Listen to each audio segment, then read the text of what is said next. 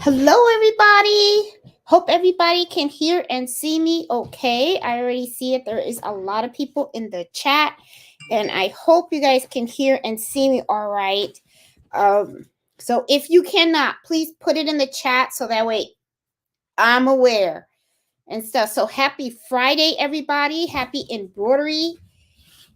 Happy hour. I am totally exhausted. For those of you that don't know, started a new position. So I have been like working full time out of the house, which I was really grateful for because it's something that I really wanted to do and really excited about it.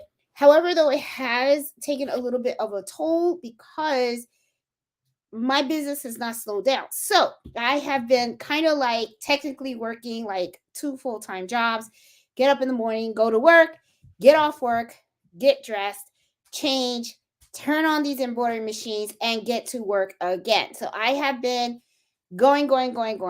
Little bit on the exhausted side, but that's okay. I have to keep going. I can't stop. I'm a little concerned too because Christmas has not started yet. So that's going to be a lot of fun. All right, so little bit of admin stuff that I just want to get out of the way, okay, to share with you guys. I have already like hit the draw button on the gift exchange that I am hosting. This is the third annual. We have 65 people that have participated in this gift exchange. Everyone should be paired up with someone. I have posted on the Facebook group that if you go in there and you just, don't know how to navigate through there or anything like that to find out who it is that you have been assigned to make the gift for, just let me know. Reach out to me, okay? And that's the whole reason why I was like, this is only open for folks that aren't on Facebook, is because if you have any type of complications or anything like that, you can reach out to me through there, okay? So you should be paired up with someone. You should have their name. You should have the mailing address and all the gifts, if I remember correctly, and I'll tell you right now when they're supposed to be mailed out. Oh, great. I don't have it up. Okay. I'll tell you right now. Hold on. Let me just move this a little bit. And I'm going to look on my other computer here. And I'll tell you exactly. I'm a little disorganized. I'm really sorry. It's just like I said, I'm getting adjusted to this this new new schedule that I got going on. Oh, here's the paper. I have the paper right here. Okay, where did I put that down? Nope, that's the gift miss story. Okay, yeah, and I still got 2 videos that I owe you guys on the gift miss series, and I hope you guys are liking those videos that I'm posting on a weekly basis. Okay, so it has to be mailed out by December 8th. Now, the reason why I chose December 8th is because, the post office gets like super crazy with all like the gifts that are going out and stuff like that. I don't want like, somebody to get their gift late or stuff like that. So I figured that is plenty of time for us to make our gifts, package it out, and put them in the mail. Okay. So I don't just have to make the gift for the person I'm assigned to. I actually have 64 other gifts that I have to make. So I think I overextended myself this year, but that's okay. I'm going to make it. I may lose a lot of sleep, but that's all right. Okay, so just remember December 8th, you have your gift out. You can make whatever it is that you like, okay? Using whatever method you want. If your Cricut is your thing, do the Cricut thing. If it's simulation, oh my God, sublimation, do your sublimation. Or if it's embroidery or sewing, whatever your special skill set is, just use that. And it's a great place to just great thing to just make someone smile. So just know that whoever it is that you're making it for, when they open that gift, they're gonna feel really good. So I'm really excited about it. On December 22nd, okay, that is when on the embroidery happy hour of that Friday is when I'm going to be sharing the link. Okay, and I'm going to ask some of you guys if you guys are not camera shy. If you are, that's okay. It's not a problem. You don't have to. But if you're not camera shy or anything like that, I will post the link. You guys can just click on it and we can, you can open up your gift and share what you got. I mean, because we did that last year. It was pretty successful. I mean, it was a pretty long night because a lot of people wanted to show off their stuff, but it was just so great. I mean, all the gifts that we saw were like so awesome. Okay. So I just wanted to get a couple of administrative stuff out of the way, which was really just the gift miss, of the gift miss series. I mean, the gift exchange. You guys can really tell I'm tired, right? Because I've been getting up early in the morning, getting on that bus, going to work, and then after work, getting on the bus, coming home, and then working in here. So, but it's all good. Okay, we are making things happen. All right. Because remember what I tell you guys, you don't give up. And I'm not giving up, okay? You just stay strong and stuff, and if things get too stressful, just have a drink. It'd be all right. Okay, so so the gift exchange, that's closed. Okay, so everyone has been paired up with someone. So right now, everybody should be in that making mode. So we are making those gifts to go ahead and mail them out on December 8th. If you don't know who you're giving your gift to, okay, and you don't know where to find it and stuff like that, reach out to me. Post it on the Facebook group or something like that. Say, hey, I need help. I will help you, okay? If I can't reach you through the messenger, I'll send you an email, okay? So that way I want everyone to get their gift, okay? If anyone has any problems making their gift or sending it out or anything, please let me know because I don't want anyone from the group to miss out. I really don't. I mean, I want everyone to really have a great, awesome experience with this gift exchange, okay? So, all right. So the other thing is you guys notice every week I am releasing a gift miss video, okay? And it's just ideas for you guys to just, do like a little Christmas gift or a little Christmas embroidery project or something like that. Hope you guys are enjoying that. It's a series of 12 videos, okay? So every week I am releasing one every Tuesday. So I still have to film 2, I believe, and I'm planning on doing that on Sunday. That way they're all there. So everything should be good to go. So I just wanted to make sure you guys are aware of that. And I hope you guys are enjoying those videos. They were fun to make.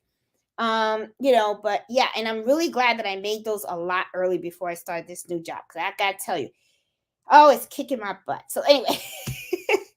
All right, so let's get down to today's topic. Okay, one of the things that a lot of times you hear me talk about is, things to start an embroidery business and all that kind of stuff and everything.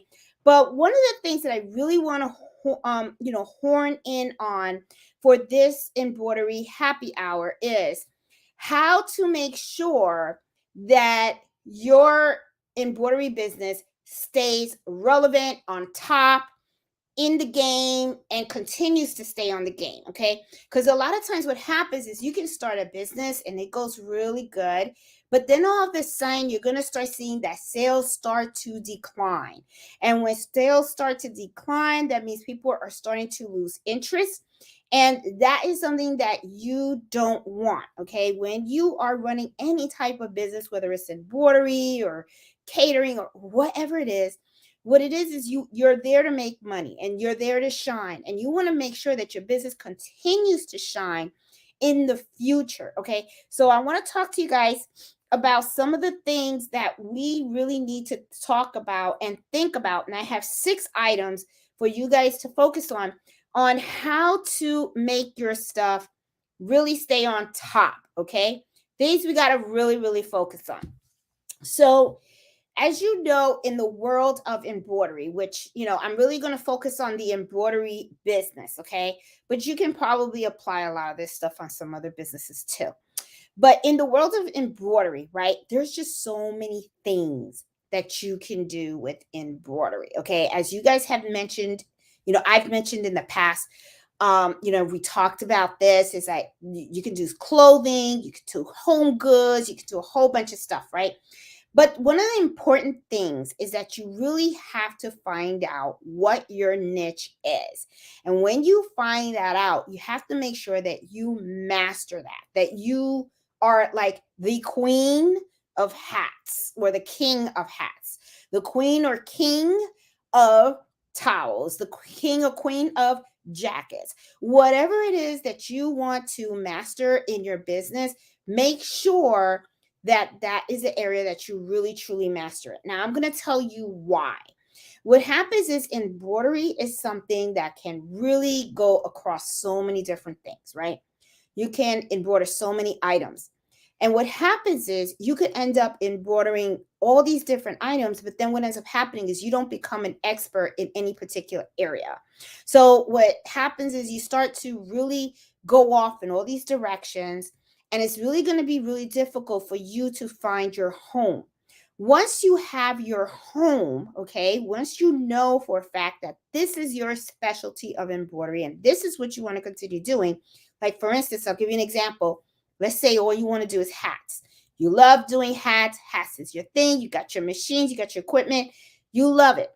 And hats are very easy. And let me tell you, they are very affordable. You can buy hats that are wholesale for really, really cheap, and you can really sell them high. Okay. So you can really make some really good money if you master embroidering hats. Okay. Embroidering on the side of the hats, the back of the hat, and doing three puff embroidery on hats and stuff like that. I mean, if you really think about it, if you go to the mall, there's like a store called Liz, okay? You walk in there and think about it. They have an embroidery machine right there in the store, okay? And then if you look at their wall, all they have is one thing, hats. That's all they do, hats, okay? Now, they have the embroidery machine. I'm sure they can embroider a jacket. I'm sure they can embroider a shirt, and they can do a whole bunch of other things. But it's hats.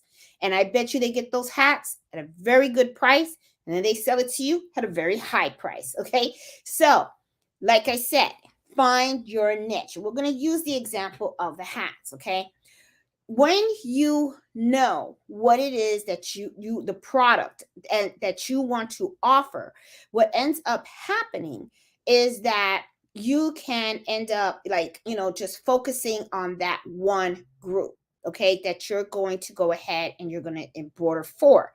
And then what you can do is you can really focus on really excelling in that craft, really mastering how to embroider on different types of hat, different styles of hats, okay?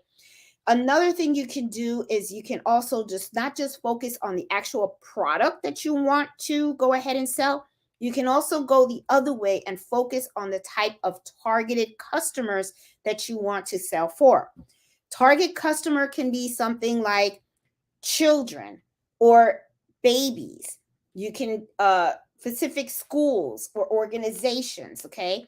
Like let's say a church or a sports team, okay? Those are different organizations you can also focus on, okay? And then what you can do is you can master that, and you can go ahead and you can create a whole bunch of stuff for them. You can do their uniforms, you can do their hats, you can do their bags, all that other stuff. The bottom line is you have to find your niche. You got to know exactly who your targeted audience is, and then you can build from there. The thing is that's really great about doing this is that once you have established your niche, you then go ahead and you create your business relationships. The business relationships is really what's going to keep you on top, okay? Because when you create that business relationship with your customer, they're going to know who you are, and they're also going to know the quality of your work. That is really what's going to hang, okay? That is what they're really going to know. They know you, they know the quality of your work, and they have a really good idea of how you price your items, okay? Now, there's a lot of things that you have to be wary of, okay? Because remember, we're talking about staying on top. So I am assuming that you have already got your embroidery business, you got it up and running, and you already got your niche and your customer base. The thing is, I don't want you to have your blinders on, because we are not the only ones in this space. There are a lot of people out there that are now starting to learn how to do embroidery. There are a lot of people out there that are also looking for new customers, okay? You have to focus on how are you going to maintain, and not only that, how are you going to be on top of those that are around you, okay?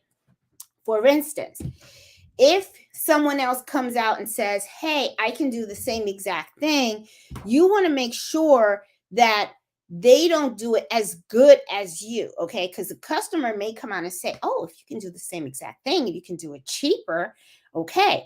Well, okay, let's say they go to that customer and next thing you know, they get it really done cheaper and stuff. When they get their item, what ends up happening is they're like, oh, the stitching is not as good, or there's a lot of puckering on here, or you can tell the stitching is not of good quality because maybe they didn't slow down the machine when they should have slowed it down. Or maybe you see the bobbin thread on the top. So you know what I'm talking about? I'm talking about the quality. All right. So you got to make sure that your quality is always, always, always top notch. Because remember what I say, okay? When you are delivering a product, that what that product does is it talks about you, okay? Even though you're no longer in front of the customer, and even though you're no longer having a conversation with the customer and stuff like that, that customer is wearing your embroidery, and that embroidery is speaking volumes on you. So it can do one of two things. It can really talk good about you, or it can talk really bad about you. But that conversation is going to depend on how good of quality work you do. All right. So you need to make sure that you're focused on your market, and you make sure that you are really, really good at what you do. Vicky, yes, I will be answering questions. Type the question that you have in the chat, and after I'm done with my 6, I do go through the chat and I answer the questions, okay? The reason why I do this also is because these embroidery happy hours can go long, and I know that sometimes what people like to do is they like to watch and just get the information. After they get the information, they like to jump off. So I always like to be considerate of people. So first hour, I am going to hit you with the 411, and then I grab those questions in the chat. Okay, Vicky? So don't worry. If you got questions, just put them in the chat. I got you. Okay? All right. So the second thing I want you guys to realize as well, you need to keep up with the trends. All right? There's a lot of ways that you can do this. And the way you do this is you got to check out your competition. Okay? When you know that you do embroidery and you have other people around you that do that also, be nosy. See what type of services they offer. Even look at the quality of their stitches and ask yourself and be honest. Are they better than you? If they are better than you, well, you know what that means? You just got to step it up, okay? That means you better keep practicing on those machines. You better buy some more hats. You better buy some more shirts, more fabric, and you better buy brand new, many boxes of needles, because you got some serious practicing to do. Because if you want to stay on top, you have to make sure that you are practicing, okay? And you got to make sure that the quality of the embroidery that you put out there is top notch. All right? So you just got to make sure that, all right? So don't be afraid to go out there and be nosy, okay? So when you got competitors out there, trust me, you need to see what they're doing, because you don't want to be out of the loop. The other thing with that I want you guys to know is embroidery can be done in so many different ways, right? There's a lot of different styles of embroidery, and I have talked about this in the past, okay? You got your filled embroidery, which is a design that's completely filled with stitches. You got your sketch design, okay, which is filled with stitches, but it's a little more on the lesser end, okay? You have applique, and then you have different types of finishing stitches, okay? You got your patches. So there's a lot of different types of embroidery that you can do, okay? You have to make sure that you are keeping an eye out so that you can learn about the new trends that are coming out, the new different types of designs, new different types of fonts, okay? Which I know what you're thinking about, because I know I be thinking the same thing. Oh, great. Now I got to buy more fonts. Oh, great. Now I got to buy more designs. Well, yeah, you do. Because the thing is that if you don't keep up with the trends, chances are people are not going to stay with you, because what they're going to do is they're going to say, okay, if I want the classic embroidery, then I'll go to Jeanette. But if I want the new stuff, then I got to go to this other lady. Okay. So that's what I mean. You have to keep up with the trends. Okay. And look at the different stuff that people are doing with embroidery. Okay. Like, for instance, you saw people had the little sweatshirts. They were putting mama around the collar. People were then putting their children's names on the sleeves. Those are different types of styles of embroidery that people were doing, you know. Those are different trends. I mean, people actually sometimes like getting a hoodie and their children's name on the sleeve and stuff like that, or putting mama on the side, or the big letters in the front, or something on the back. Sometimes people will even embroider on the actual hood of a hoodie. They'll put it like on the side of the hoodie. There's just different ways that they embroider jackets. Sometimes they'll take a shirt and they'll just embroider a sleeve with an initial and stuff. There's just so many different trends and styles out there. People do baby blankets with different styles. People embroider shoes. Okay, I have seen shoes, pocketbooks, bags, scarves, little beanies, so many different things. The way that you can try to keep up with the trends is Google them. Okay, go on Etsy, see what new designs people are coming up with, see what new products people are offering. Okay, like, for example, let's say that you are you're doing children's wear, right? Or babies wear and stuff like that. Well, what kind of baby gowns are people selling? What kind of baby hats are people selling? What kind of onesies are people making? What kind of baby outfits are people offering? What kind of baby blankets are people offering? Are they doing the quilted blankets? Are they doing knitted blankets? Are people sewing their own blankets? What kind of thread are they using when they do the embroidery? Are they doing machine embroidery? Are they doing hand embroidery? Are people doing sublimation for the blankets? There's just so many different things. So what I'm saying is, do your research. You got to do your research and stuff. Because remember, you're in a business, okay? You're in a business and you want to offer stuff. You have to make sure that you keep your library up to date with fonts and different designs and stuff. What's hot today may not be hot tomorrow, okay? I mean, there were a couple of times when I saw people with the grooms. I think it's the grooms, little old men with the big beard. You see a lot of those designs everywhere, right? One year they were hot. Next year they're not, okay? Next year they go to something else. You know what I'm saying? So try to stay with the trends, see what people are actually interested in, what they're buying. You can go to Etsy and just type like bestseller embroidery or something like that, or just Google what is the best selling for 2023, what's the best selling for 2024 or 2020, or what's sold last year. Okay, do all the research and everything, because that's going to help you keep up with the trends. Now, I already mentioned, look at your competition. Your competition is also going to kind of help you determine what the trends are. Okay. And I'm not saying copy, but what I'm saying is, it kind of gives you an idea of where customers are going, right? So you got to make sure that you are always in the, try to be in the know.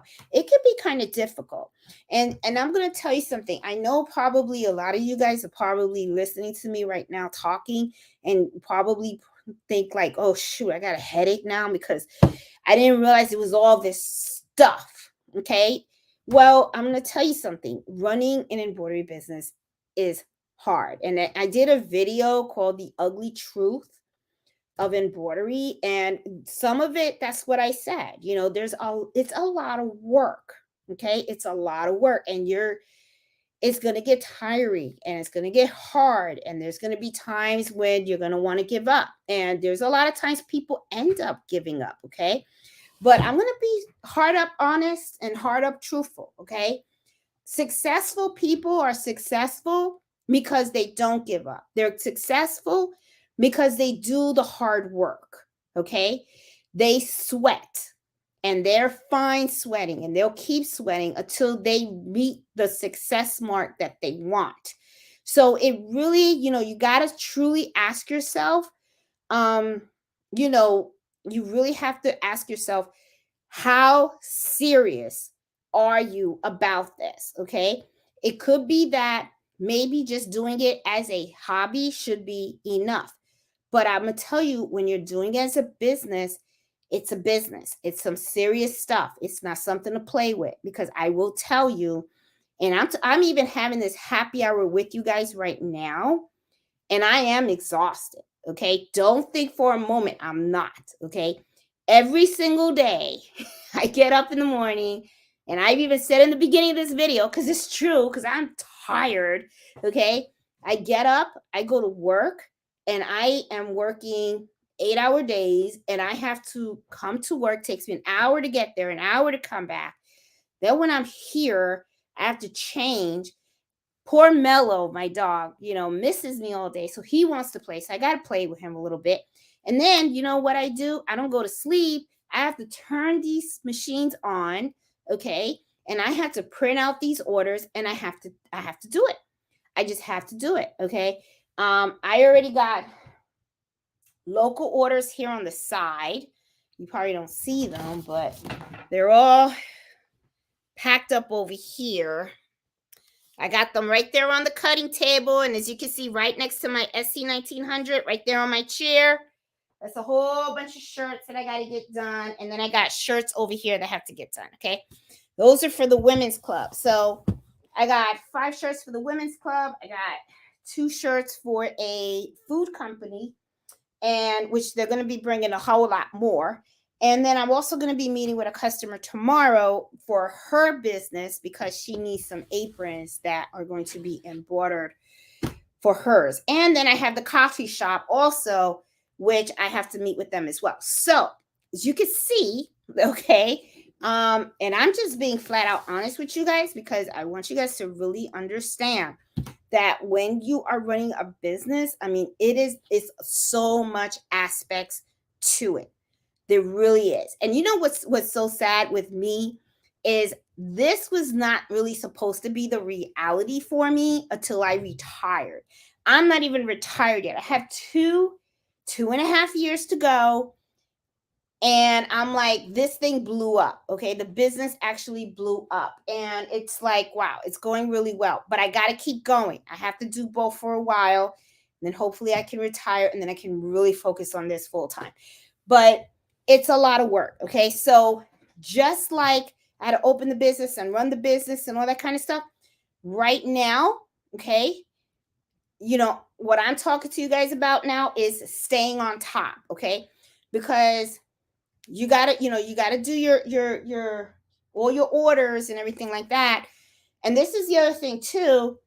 You're not just doing your orders, you also have to do the administration part. Okay. You have to get your business license. You gotta make sure you get your tax IDs and all that kind of stuff. Then I have to, before on Fridays, I used to do a QuickBooks so that I could keep all my stuff, straight. I have to move that now to Saturdays, because I can't do Fridays, because Fridays are my work. So yeah, so now it's hard, you know what I'm saying? But it's a lot. And then you also got to worry about what we're talking about tonight, which is staying on top of the competition, because you have to. You have to. If you don't do this, you will sink. You may be successful in the beginning, okay? Because you'll be like, oh, wow, this is cool, right? Time's going to go. New things are going to come out. Okay. I'm just doing straight embroidery. And then now all of a sudden applique is hot, and I didn't stay in touch with the trends. And now I'm out of the game, right? Because people aren't going to come to me, because they're going to think I don't do applique, or I didn't practice enough applique. Okay. So the thing is, you have to stay on top of it. Okay. So I've already talked about 3 things. Okay. Which is, you got to focus on your market. You got to know who you're focusing, who you're marketing to. Make sure you understand their needs, their wants, and just do it. Focus on that. Don't go all scattering all the way around. Say, oh, I'm going to do adults, and I'm going to do children, and I'm going to do animals, and I'm going to do that. You can't take the whole ocean at one bite. Okay. Start small, focus, stay focused. Once you have mastered that, then you can expand. That's what I say to do. Okay. Keep up with those trends. Make sure you keep that eye open on the side and watch that competition. See what they are doing. And not just see what they're doing, check their prices. Okay. Because you got to remember, you want to stay competitive. But at the same time, you don't want to give your stuff away for free. But if you are a little higher than your competitors, what you also want to do is make sure that if you are charging more, your quality better be top notch. Okay. You better make sure that it is top notch, because you don't want to have customers paying for more and then they look at the embroidery and they're like, what is this? Okay. Like, oh, this bobbin, or what is all this puckering? Okay. You got to make sure it's top notch. Then you can charge the money. And trust me, people don't mind paying for quality. They sure as hell don't. If it is good quality, believe me, they'll pay. They'll pay. And you know what? You should demand good money for high quality. You're supposed to. Okay? Why wouldn't you? Okay? Don't undersell yourself. If you know your stuff and you know you're good, make sure that you're asking what you should be getting. Okay? The other thing also kind of goes into what I'm talking about, the high quality. Make sure you are building that skill set. Okay?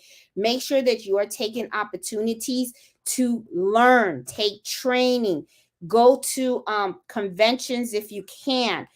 You go look on YouTube videos, see how people are doing the embroidery, see what type of quality of needles they're using, what quality thread they're using, see how they are doing applique. Look at the different types of ways that they cut applique. There's so many ways that you can do something and meet the end goal. Okay.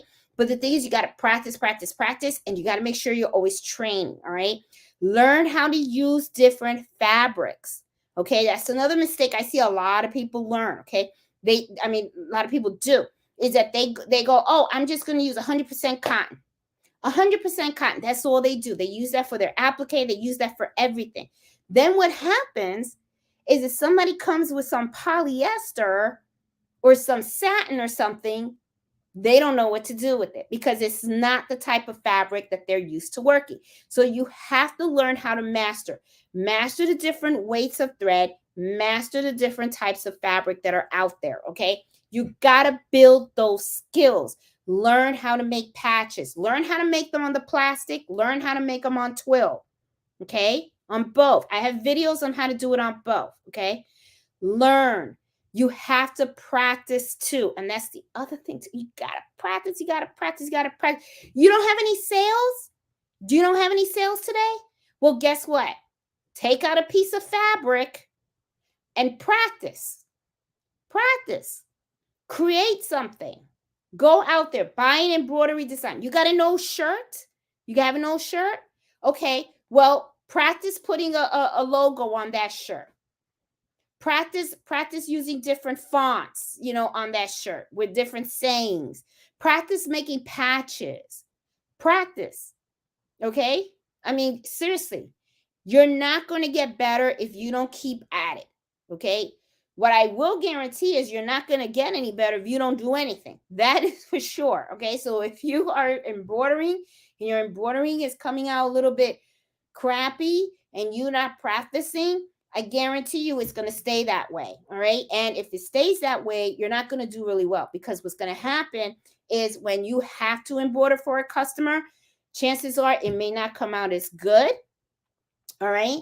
And hopefully you have a customer that doesn't have high expectations. Okay. Because usually customers that don't have high expectations will take anything.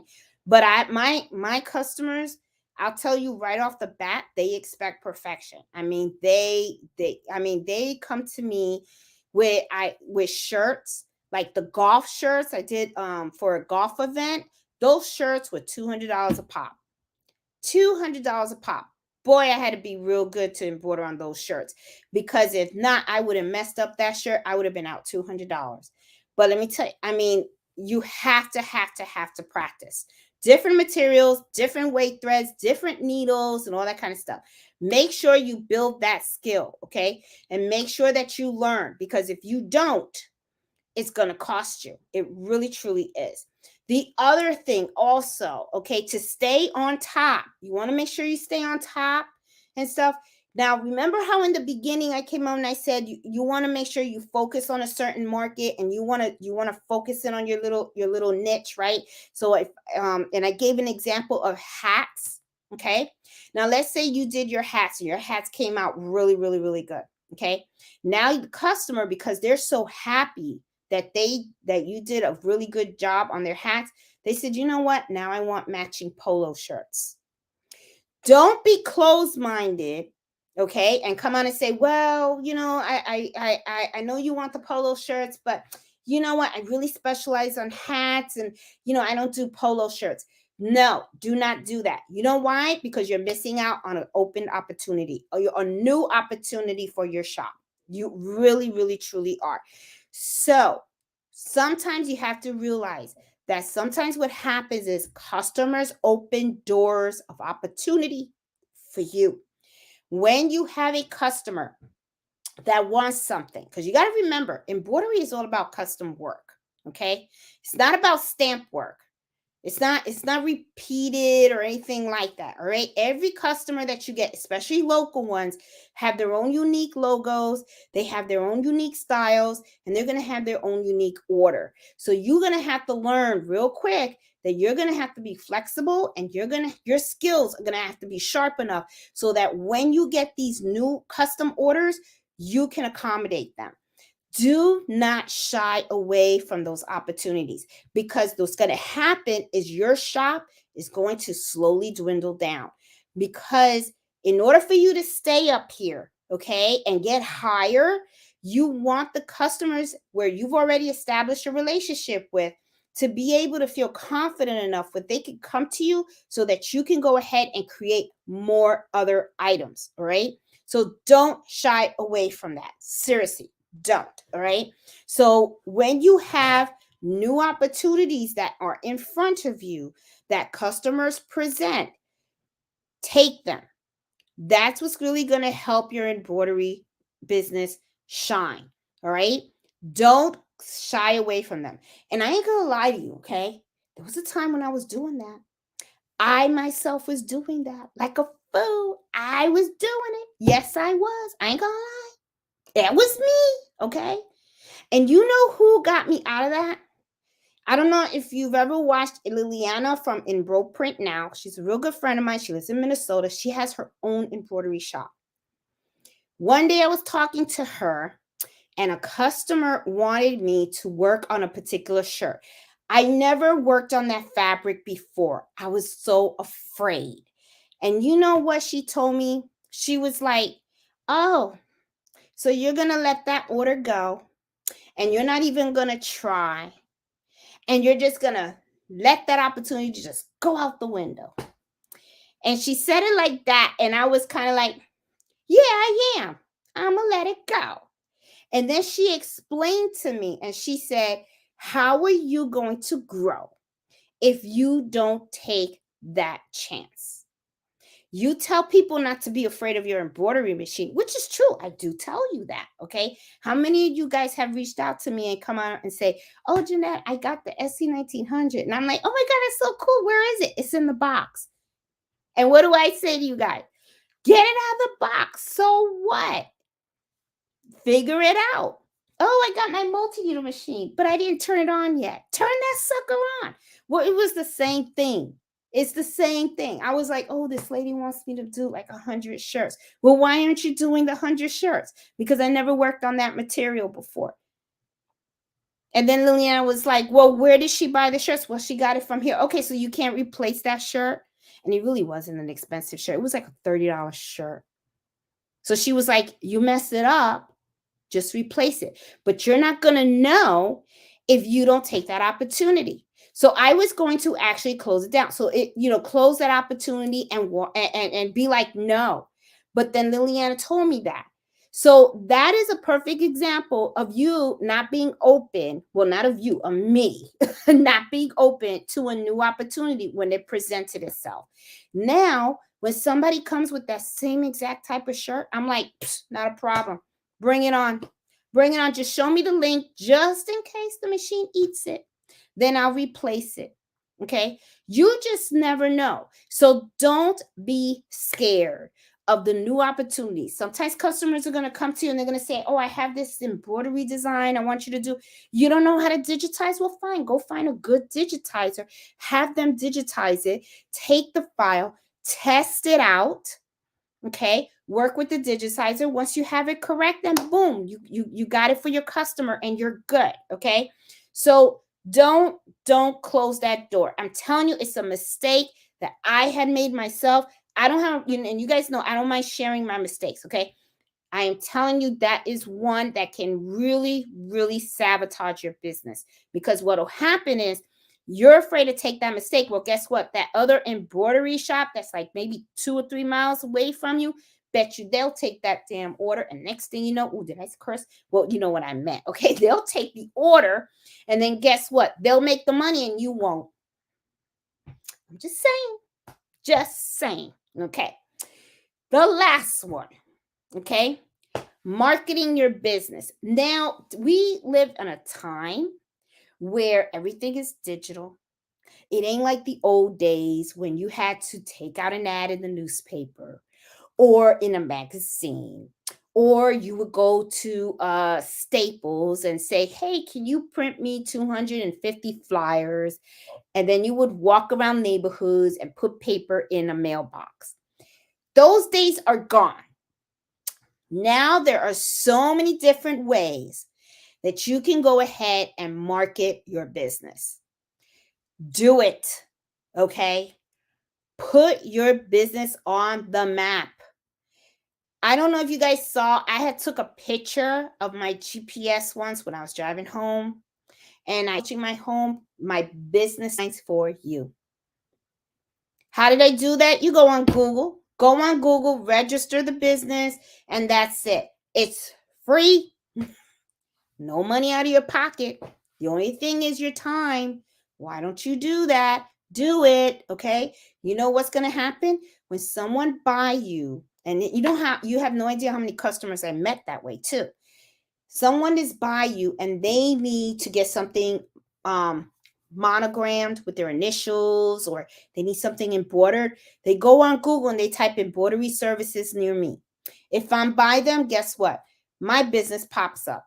When my business pops up, there you go. What they do, they pick up the phone, they call me, and they go, is this Unique Designs for you? It sure is. What can I do to help you? Before you know it, bingo. Oh, thank you, J-Love, for the super sticker. Appreciate it. Before you know it, you got yourself a good customer. Okay? Help the customer out and everything like that. Before you know it, they're going to love it. They're going to walk around with the embroidery that you did. They're going to love it so much. They're going to tell other people. And the next thing you know, you get more customers. And all you did was register your business on Google. Free. Okay? Another thing you can do, you can advertise your stuff, okay, on social groups. Facebook, okay, is everywhere. Neighborhoods, whatever neighborhood you're living in, I bet you they created a Facebook group. And in that Facebook group, all the neighbors are complaining about their driveway. Somebody was driving down the street too fast. Oh, those kids, this, that, whatever, right?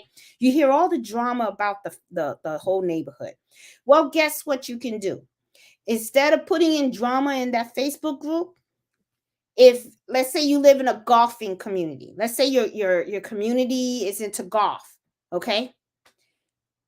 Embroider a golf towel and say, oh, look, beautiful golf towels.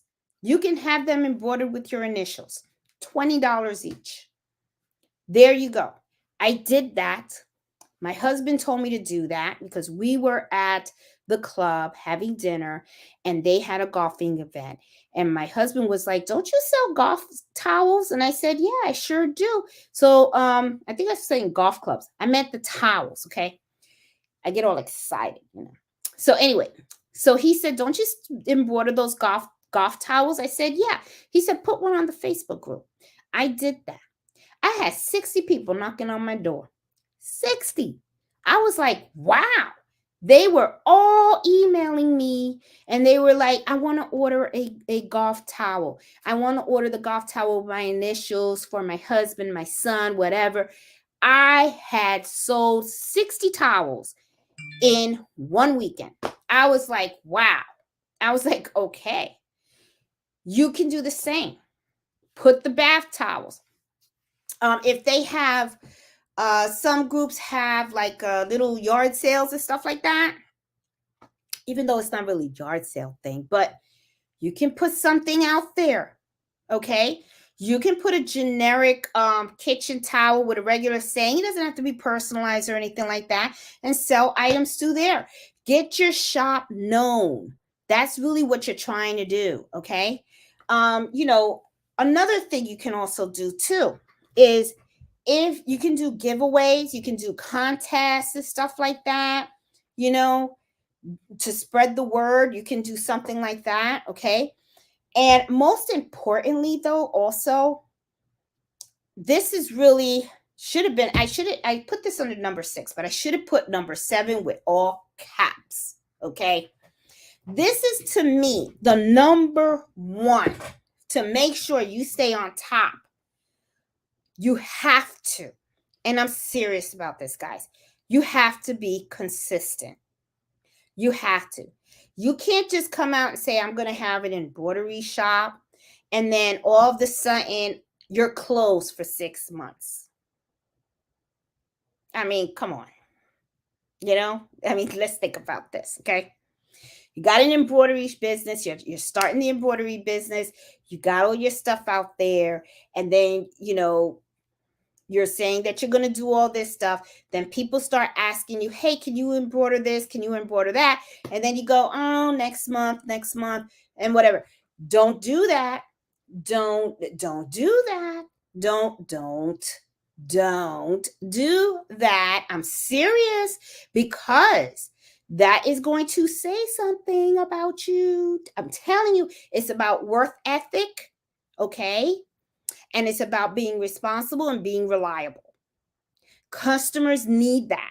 They need to know that when they're coming to you because they need some embroidery work done, that there are no excuses, that they're going to get the work done. You're going to get the work done. You're professional. You're on top of your game and your stuff. You're on top of it, and you're it's good quality. Good quality outcome at the end. Okay? Don't do that. You got to be consistent. You got to be on it. Okay? I don't care how tired you are. And don't complain to me that you're tired, because you know what? I'm tired. I'm really tired. But you see, I'm still at it. And as you can see, even with my channel, okay, every Friday, 8 o'clock, I'm here. I'm here to talk to you guys about something. Okay? As exhausted as I am, I'm here. I'm consistent. I'm going to be reliable. I'm going to be responsible. I am not going to let you guys down. I'm not going to let down the channel, and I'm not going to let down my business. This is something that I started. It means a lot to me, and I'm going to make sure it keeps going. Exhausted as I am. And let me tell you, I don't know if you guys have remembered a couple of Fridays back, and I think it was like last month or 2 months ago, I lost electricity. Well, how dedicated was I? I got in my car and I called you guys from my phone. And even though I was sitting there talking in the dark, I didn't care. I was consistent. Okay. You got information. Every Friday, 8 o'clock, is information. Every time I have a customer that needs embroidery, I got them. And this is the other thing too. Be honest. Be honest with your customers, okay? Before I was able to really knock the orders out front. Now I tell my customers I'm not working from home anymore. Okay. So I don't have that extra time available to me because now I do have to get up earlier because I have to travel to go to work and then I have to travel to come home. So before, when I was working from home, I was able to just focus on my job. But as soon as that clock, my 8 hours was over, I was able to close that laptop and then I was able to just turn around and do what I needed to do to work on the shop. And I wasn't so tired because I got more rest and I then wasn't running around all over the place and stuff like that. Now my life has changed. Okay. Now I'm getting less rest. Now I'm moving, and my life is different. So when I get orders now, I let my customers know that and say I can only work on orders during the weekend. I can take your orders in the evening and I'll keep track of everything and I'll invoice you and all that kind of stuff. But know that I can only work on items Saturday and Sunday. Sunday I have to stop because Monday through Friday I'm out. And Friday, I definitely can't do anything when I come home because I'm dedicated at 8 o'clock right here. This is my place right here. Okay. So as you can see, I'm still in my work clothes.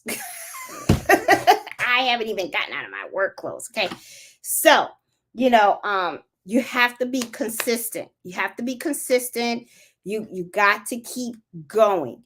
And I'm going to tell you up front, you're going to have your bad days. There's going to be days where the machines aren't going to work, and that's happened to me. Okay. I had to actually work on my 10 needle machine because I had an issue with my fixing cutting knife. Okay. The fixing cutting knife is what cuts the thread. Okay. And I had to take the arm apart and then I had to rebuild it. I thought maybe I had to buy a new part, which I was just like, I was pissed because I was like, I had orders that had to get out, and then I had to only work on my 6 needle machine. And when you only have one machine, you can only work on one order at a time. And believe me, it was a very long night. Okay. So when I finally got this one fixed, okay, I was able to get back on it. So it gets rough. You're gonna have your days where it's just like, I'm exhausted, I'm tired, but suck it up, buttercup, and keep going. That's what I say. Okay. Because that's what I used to tell myself when I was raising Carlito on my own. That's why I know I can do this because when, I don't know if you guys know, I live here alone. Well, now I have my husband, but I wasn't married back then. So it was just me and my son, and I lived in the state alone. And no support or anything. I don't have any family near me. So when my son got sick or something happened, everything fell on me. So I used to get up early and I used to feel bad for my son because my son used to be first kid in daycare and the last one out of daycare. So at 5:30 in the morning, I pushed him in and I would get on that bus and I would go all the way to work. And then after work, I had to run all the way back, grab my son, come home, do homework, do dinner, everything. It's exhausting. But you know what? You don't complain. You don't complain. You do what you're supposed to do. You do it because you got to do it and just keep going. And you're gonna have a hiccup, and when the hiccup happens, deal with it and keep going.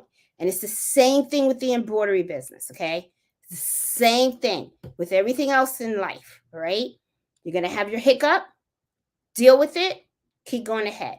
Don't look back, look forward, just stay focused and keep going. Yeah, you're tired. You're going to be tired. Okay. So, all right. So take a 10-15 minute break, but don't take a long break because remember, you got to stay consistent. And if you want something, trust me, you're going to keep working at it because it's what you want. It's what you truly want. It's in your heart. It's what you love doing. It's what you want. So don't give up. Okay. And remember, there's a lot involved with businesses. It's not just opening it and getting a couple of customers. You have to do your research and you have to stay on top of your game because realtor, competitors will come at you New stuff comes out, new technology, new everything, and you will sink. Because let's take a moment and let's look at history, okay? All right? Look at movie theaters. Movie theaters is an example, okay? Remember back in the day, I don't know how some of you viewers are, how old some of you viewers are. I know I'm a little old, but back in the day, I remember me and my sister, we used to work in a movie theater, okay, at a mall. It used to be Green Acres Movie Theater out in Long Island, Valley Stream. And going to the movies was a big thing back then. So a movie date was a big thing. You would take your date to a movie. You would get popcorn and all that kind of stuff, and you would go watch a movie. That was the big thing back then, right? But remember, that was before Netflix. That was before Amazon Prime. Okay, so if you wanted to see the latest movies, you actually had to go to a movie theater. Okay, so what happens now? Where are we today? We have the movie theater kind of has it kind of hard now, right? Because now people don't have to go to the movies to really watch a movie, right? Do they? No, they don't. Now you have people that have actually bought these big screen TVs, because back in the day, they really didn't have big screen TVs. Okay. We had those big clunkers. Okay. And now they came up with the flat screens, the big screen TVs. And then all of a sudden, you know what? Well, people were saying, what the hell am I going to pay these people for? I can just watch the movie at home, right?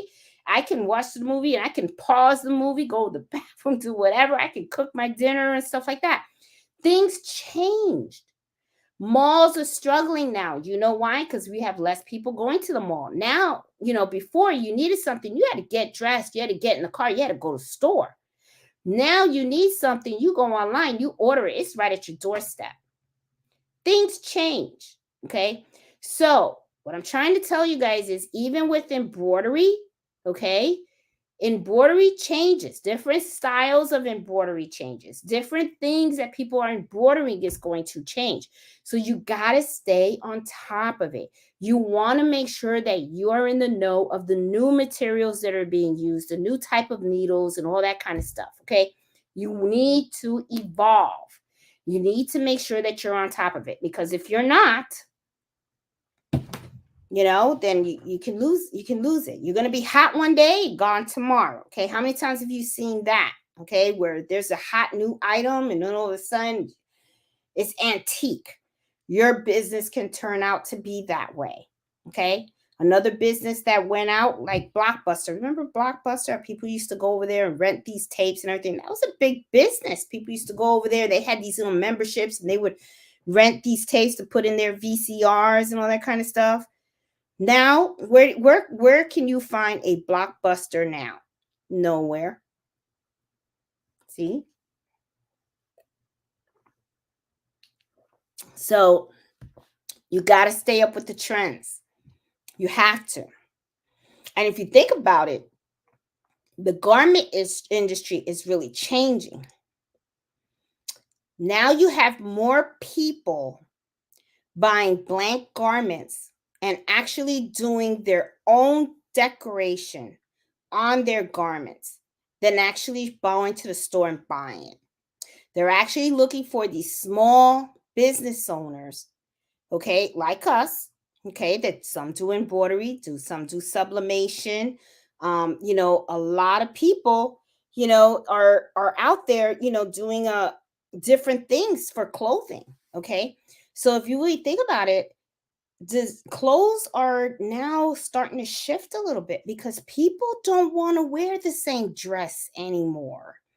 People, I mean, I don't know if that ever happened to you. You go to a party and all of a sudden you're wearing this dress, and then another chick walks in, she's wearing the same dress. You'd be like, damn, nobody wants the same shirt that the other person has anymore. They want something that's unique, something that says it's about them, right? They want to wear stuff that represent them, that represent their beliefs, their values, their style, their own uniqueness, okay?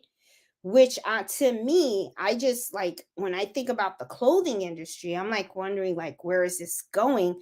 Because I don't know if you guys know, like before it was all about the brand names, right? People were like, oh, you got to wear Gucci, you got to wear Louis Vuitton, or you got to wear Ralph. I don't know.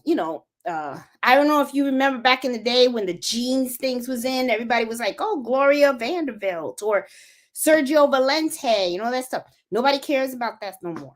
Or at least I don't know. The people that I talk to don't care about it. You know what people do? They go to Walmart and they don't even look at the brand of the jeans. They just pick a jean that they think, oh, this looks good, looks decent. $14.99, it's a go. They take that pair of jeans, they buy a whole bunch of different embroidery designs.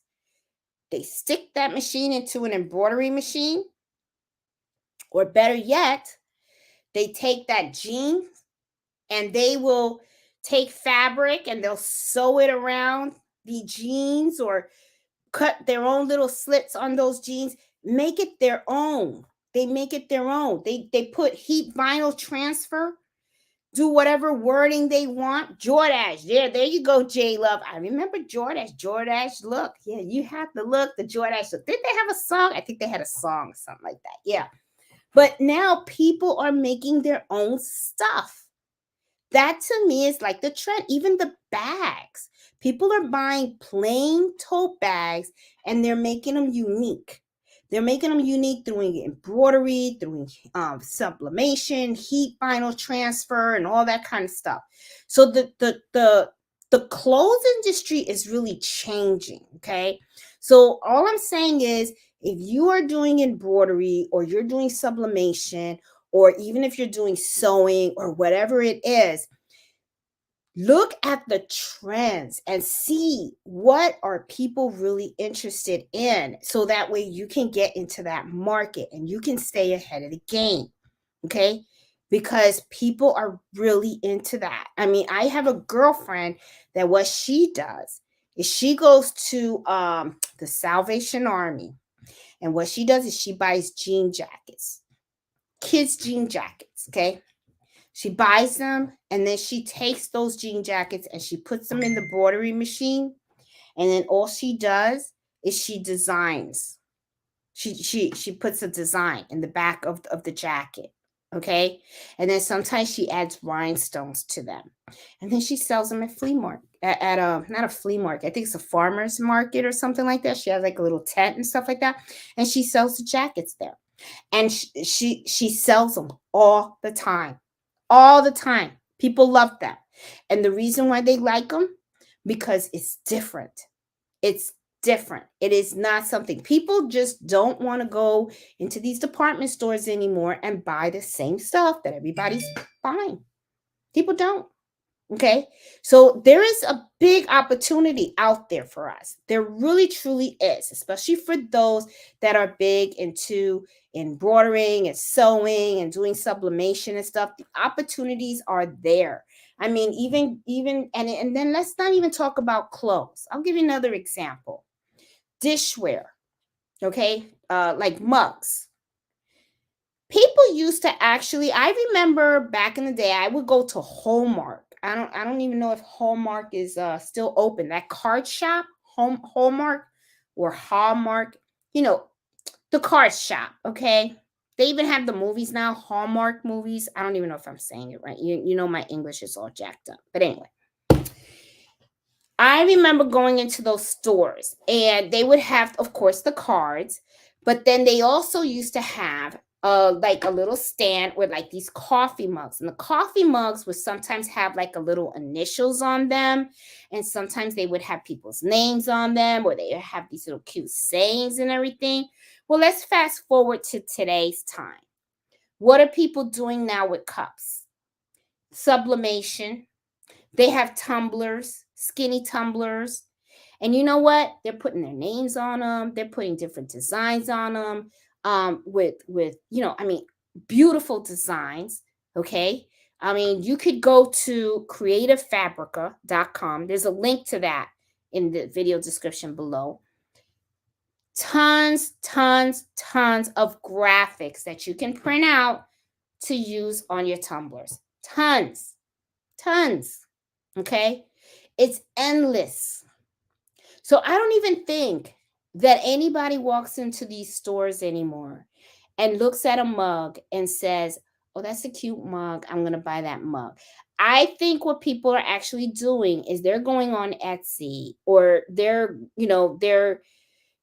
looking for unique mugs. So the opportunities, the market out there is so big for those things. So and they're so different that I don't even think the storefronts are even touching it anymore. Because there's so many people out there that make it. So now it's like people can go to Etsy and you can find tons of designs.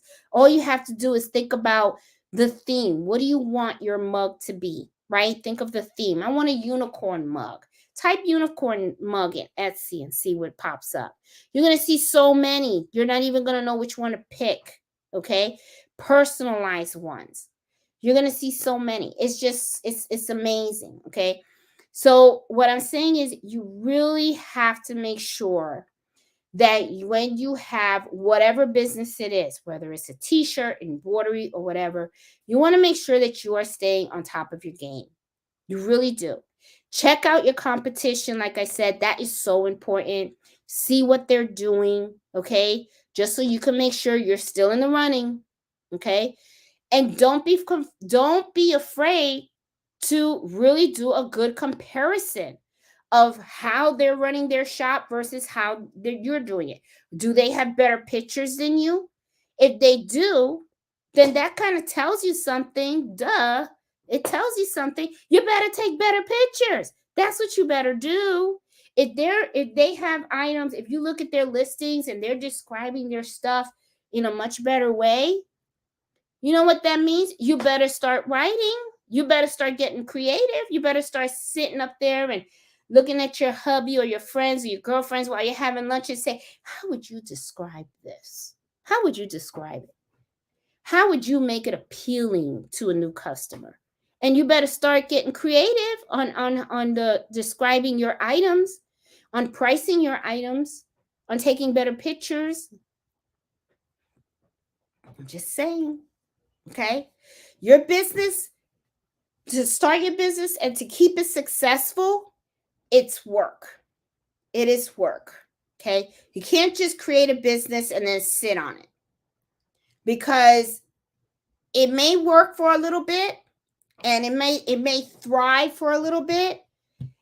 But remember, you want long term. Okay. I don't think that you're going to go through all this work learning of buying an embroidery machine and learning how to use it, building your skill set, opening up a shop just so you could be in business for only 5 months. I don't think you're doing all this just for that. Okay. You're doing this because it's something that you truly want and you want it to be a long adventure. Okay. You want it to be something that you can have on a longer term. Okay. Now, if you're retiring and you don't want to do it anymore, then heck, then I say, then what the hell are you doing listening to me? Just do what you do and keep it going until it's time to shut down. But that's if you're tired and you're done. Okay. But if you're just starting and you are still love what you do and you still want to thrive and stuff like that, you got to keep working. You got to keep working. I'm telling you, there is truly no downtime. There really, truly is no downtime when you own your business. You're either filling orders, you're doing the bookkeeping, or you're doing the research, and you're practicing and you're learning your skill. I'm serious.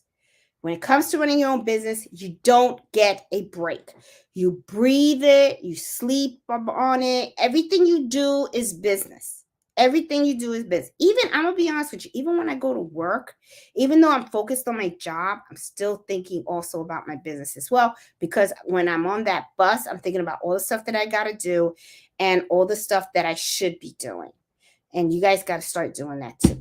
So anyway, guys, I hope you liked today's topic. And if you do, please give me a thumbs up. I really, really, really would be appreciated. So my hour is up. Okay. So I am going to now go through the chat. I'm going to answer any questions that you guys have. Could not find my mouse. I don't know where I put my mouse. I think my mouse is in the other bedroom. But I'm going to go down the chat and say hi to you guys. I saw you early, Karen. I saw that you said your phone went off. Thank you for coming. I'm glad that you're here. Hey Kingsbury, how you doing? Hey Baby Giant, how are you? Hey Joanne, hey Deborah, how you doing? Okay. I gotta post this. Okay, you know Peloton is on sale, and I don't know if you guys know what she's talking about. She's talking about my favorite, okay, stabilizer. This is the tearaway stabilizer that I love to use. My tour, oh no, it didn't tour. Okay, this is why I like it. I'm going to show you up front. Look, it's perforated. See all that? Very easy to tear. And she says it's 50% off on sale. Let me make sure that I put this on here so you guys can see. This is the brand. Look real quick. It's Peloton, and it's the Embroidery Interfacing Tearaway 360 Easy Stitch. And you know what I do whenever it's on sale? I run over there and I get the whole bulk. I do. My favorite. Miss Banks told me about this. Miss Banks. So I buy these by the bulk. And so Deborah, I did not know. So I'm going to have to make sure I get there tomorrow. Well, no, I can't do it tomorrow. Well, you said October 5th was today. Oh, and girl, Deborah, you put that on there. It's November. The sale already ended. All right, girl, get it together.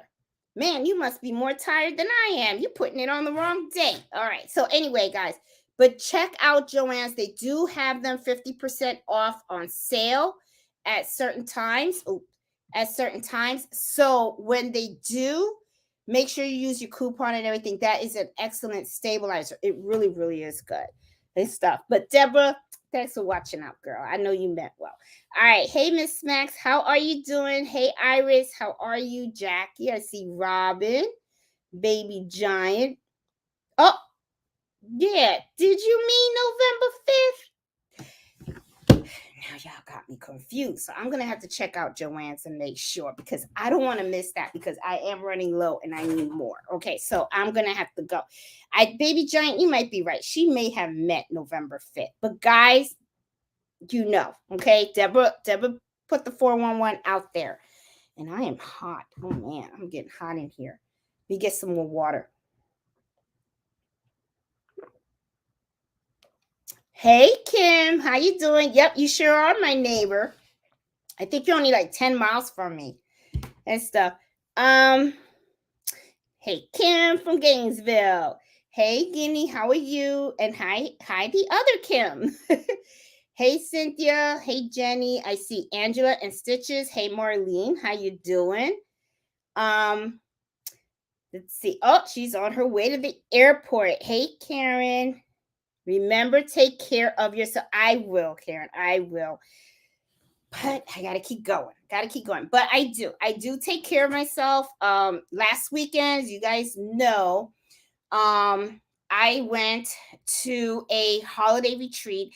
I did not take a video when I was in the cabin, but I did do a quick video because I wanted to share you guys where I actually went. The cabin was beautiful.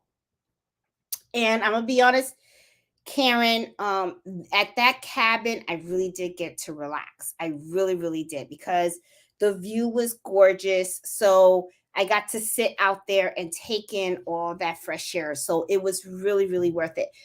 But once you take a break, you do have to come back into reality. So this weekend will not be a relaxing weekend. This weekend, I will be working. So I got to do my whole thing. Hey, crafty Puerto Rican, how you doing? Hey, Debbie. Hey, Judy, how are you? Hey, Miss Parker. Hey, Iris. I see Kathy from Michigan. Hey, Veronica. Hey, Rita, how you doing?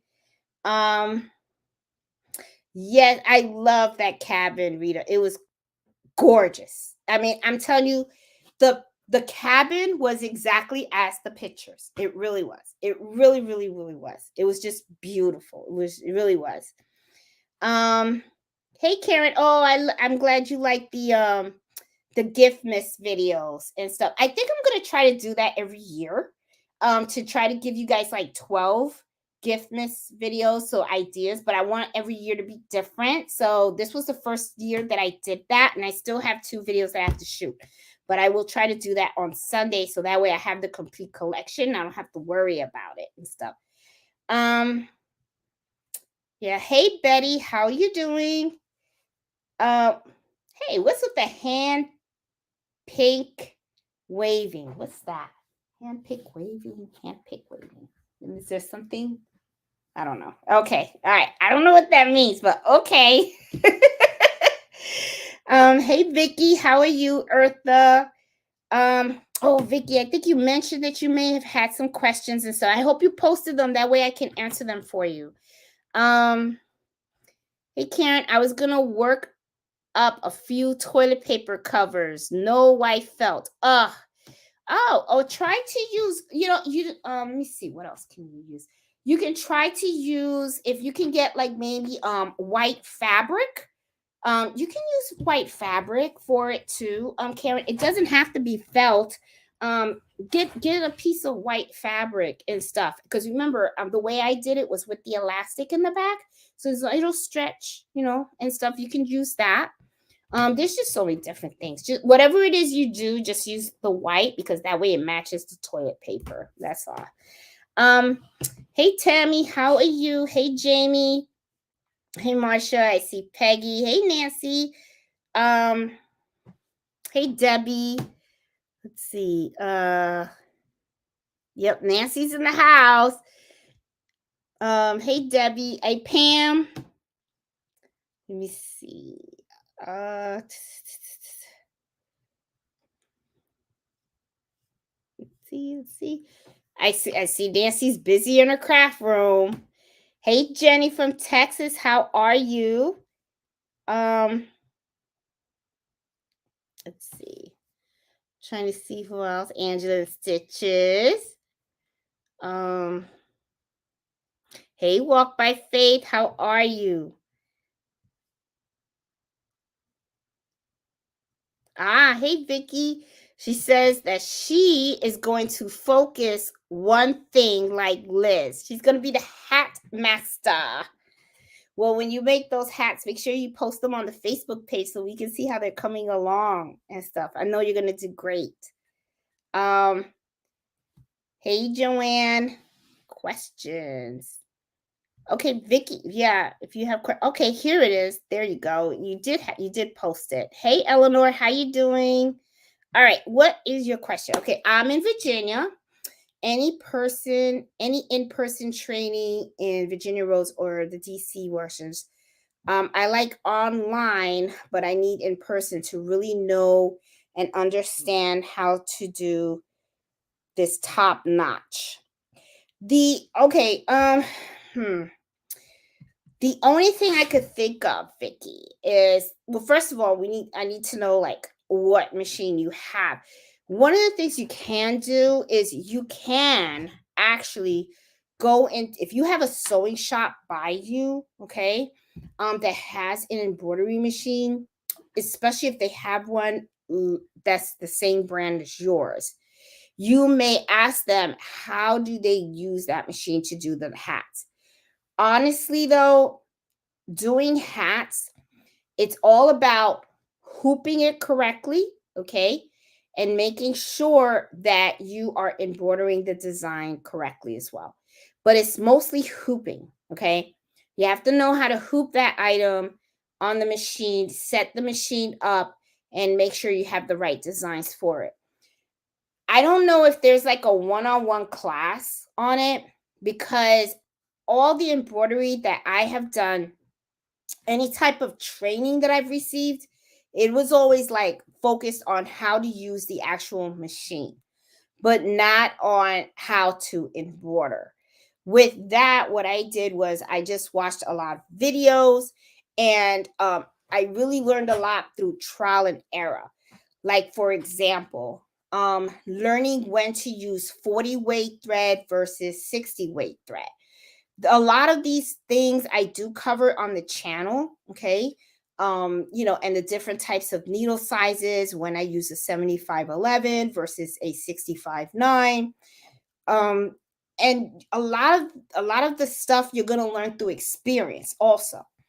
For another example of that would be, when is it that it's okay for you to run the machine on full speed? And then if you get to a certain part of the design, when do you have to slow down the machine? So there's a lot of different things that you have to learn, and a lot of that, honestly, Vicky, that really does a lot come with experience, right?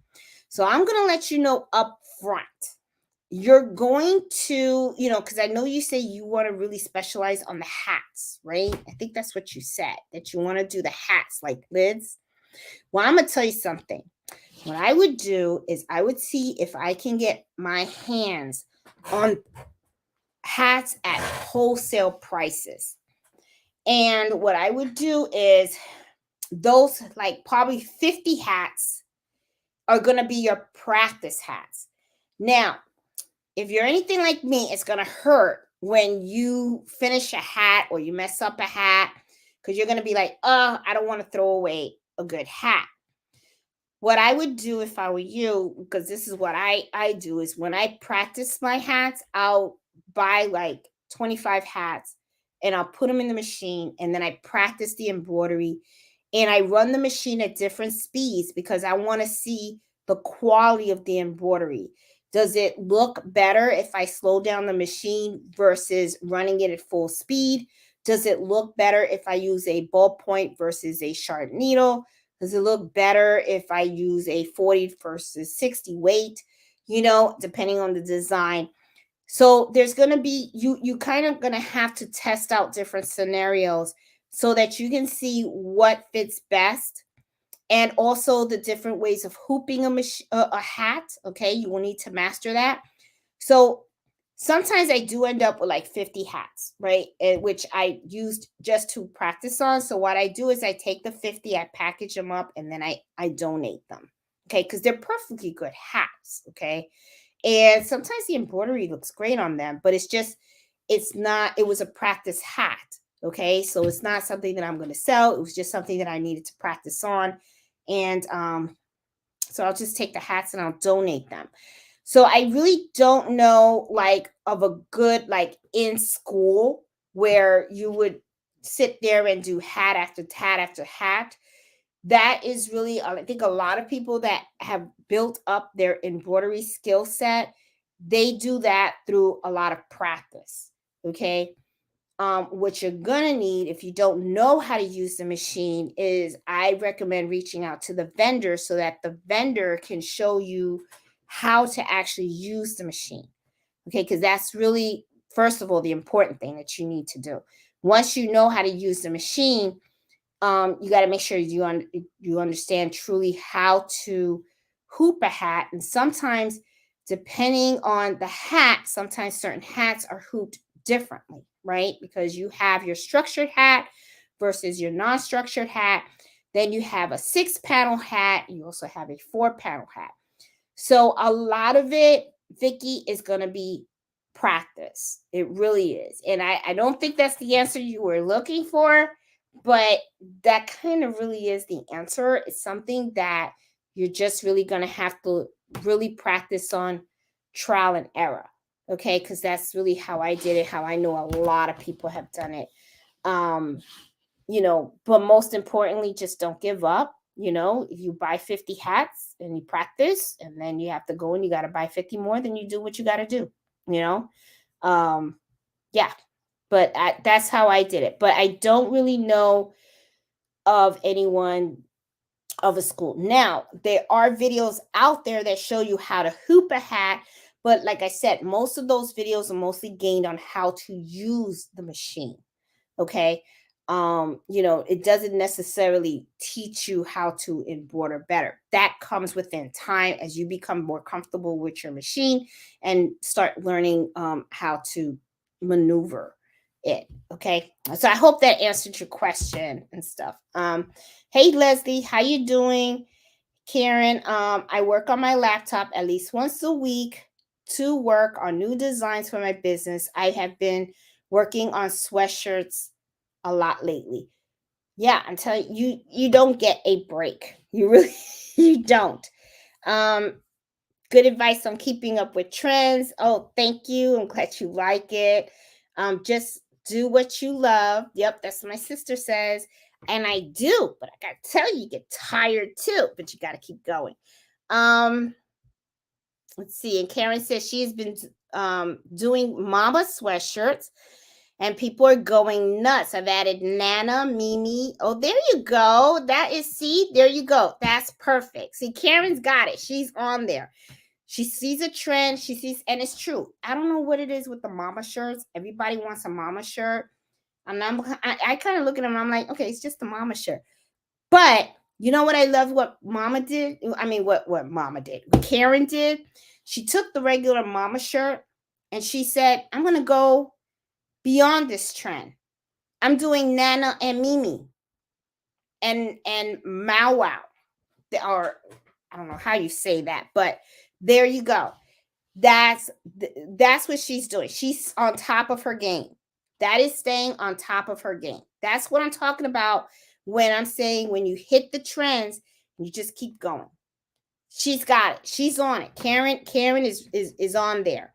Hey Angela, how you doing? Oh, coming up with the thumbs up. Oh, yay. How many thumbs up do I have? I can't tell on this software how many I have. I would love to know. I don't know how many I have. Maybe I'll check it out on my phone or something. I don't know. But yeah. So, oh, now I'm curious now because I don't know how many thumbs up I have, you know. Do I have a little bit? I usually do. I've been getting some thumbs down too on my Christmas videos. That's why I was asking, do you guys like them? Because sometimes some people have been going, "Ugh," and I'm like, really? I'm like, oh, okay. Well, it's all right, you know. Sometimes people like them, sometimes people don't. And that's okay. You know, it's all right. I mean, everybody's different, right? Okay. And yeah, I can't tell here either. How come I can't tell? Oh, well. Oh, okay. Well, okay. I have fun doing this stuff anyway, so whatever. Yeah, let's see. Karen just turned 65 and I have extra bills. I need to succeed. See, there you go. And you know, and that's the other thing too. Sometimes you don't know. Um, you really don't know, like, yeah, I can't tell how many thumbs up I have. That sucks. Okay, well, whatever. I was kind of hoping to see. Okay, whatever. But yeah, and that's the other thing too, you know, like Karen said, hey, she's got some extra bills she wants to get rid of and stuff. Me, I have a young son who's in college.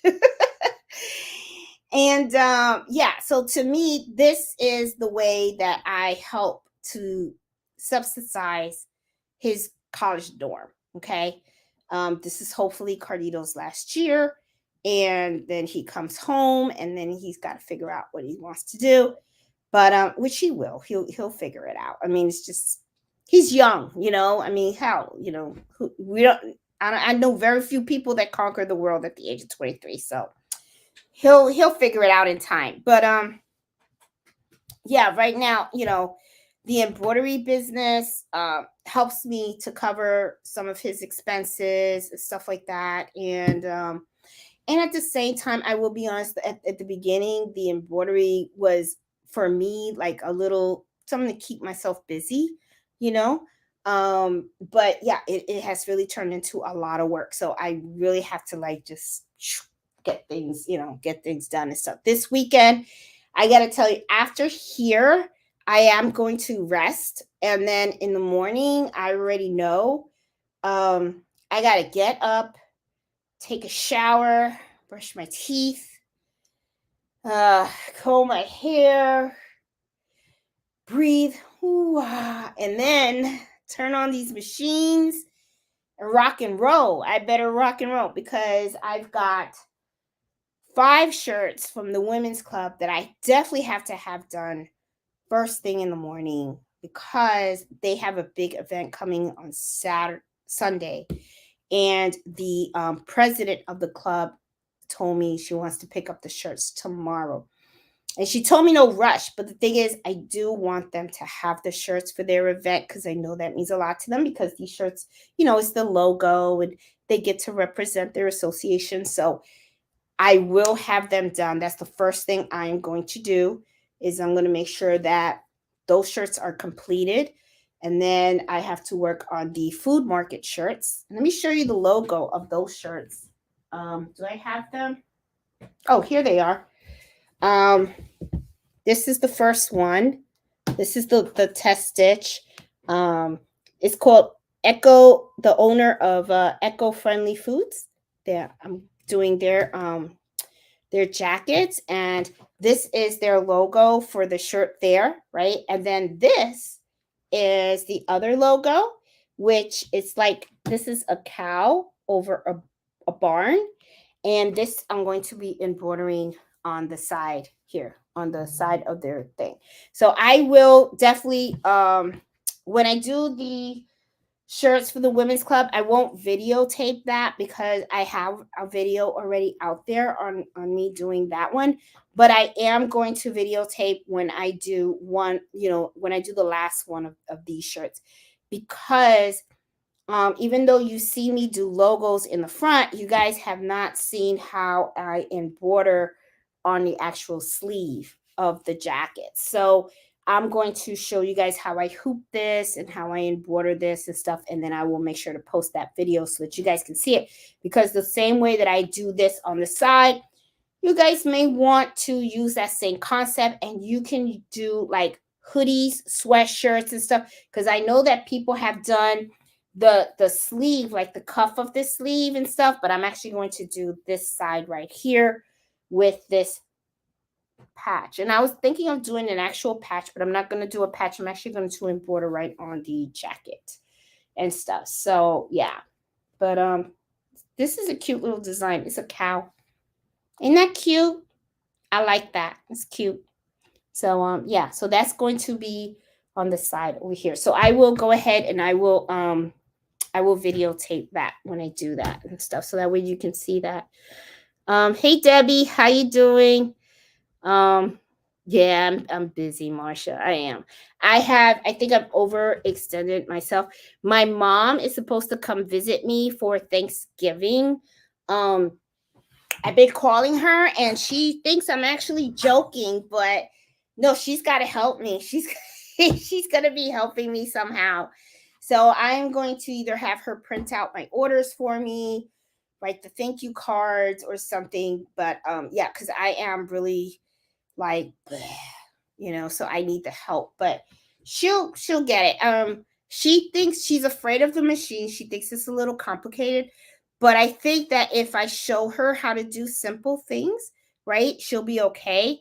But if I have things that are already pre-done, and if I get an order for something that's already already embroidered, I'm going to teach her how to package them and all that kind of stuff and everything. So hopefully she can help me with that, or at least just pre-package them, and then I can check them when I get home, and then we'll just seal it up and mail it the next day or something. But yeah, but she's coming for 2 weeks. I'm pretty excited about that. I'm looking forward to that. So it'll be nice to have her here visit again and everything. Hopefully I don't fire her again like I did the last time. Last time I fired her, she ended up in the kitchen, so I don't know. We'll see. Yeah, let's see. Can you do your administrative work during the bus ride? Take pic of everything you need to enter and then put it in a file on your device. Actually, Debbie, I do that. Trust me, I do that. I do have my iPad Pro with me, and I do that for my research. I do that to answer customers' emails and text back and forward and take care of orders, and also, yeah, do my QuickBooks on there too. So believe me, I have been trying to do as much, but there have been times, Debbie, that I got to tell you, I get on that bus and I'm exhausted, and usually what I do is I end up like going to sleep, or I'll put my headphones on to just listen to some music that's calming, so that way I can just relax a little bit, because At first I was working on the bus, trying to get work done, but then I wasn't like giving myself a mental break, right? So what I started to do, like when I'm coming home, is like I'll sit all the way in the back of the bus, and then I'll just like, because a lot of people don't like sitting in the back of the bus because they just want to be the first ones off the bus, right? But me, I just need that time, right?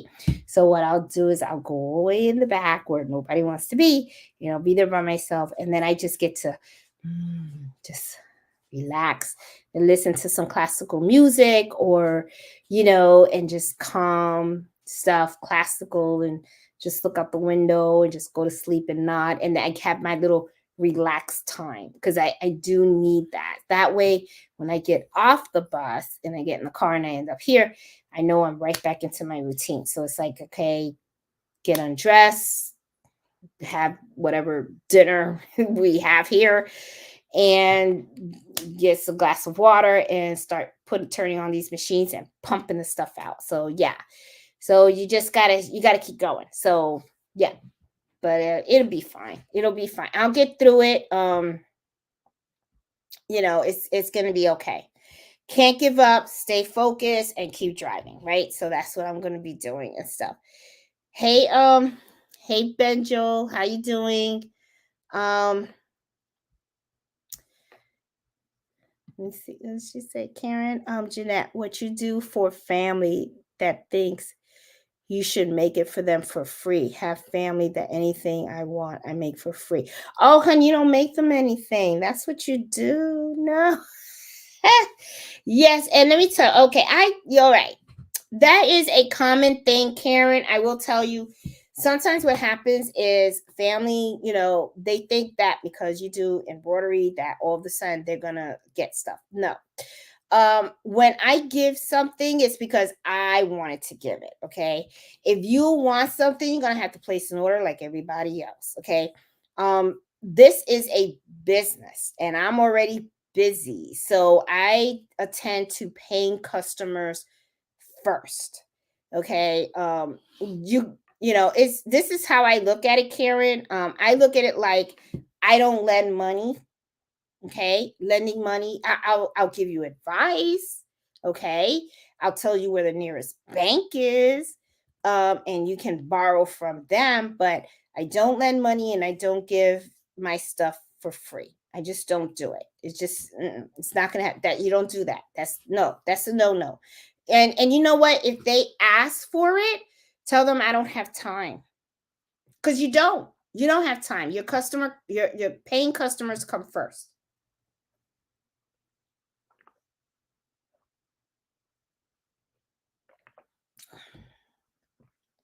Neighbors want everything for free.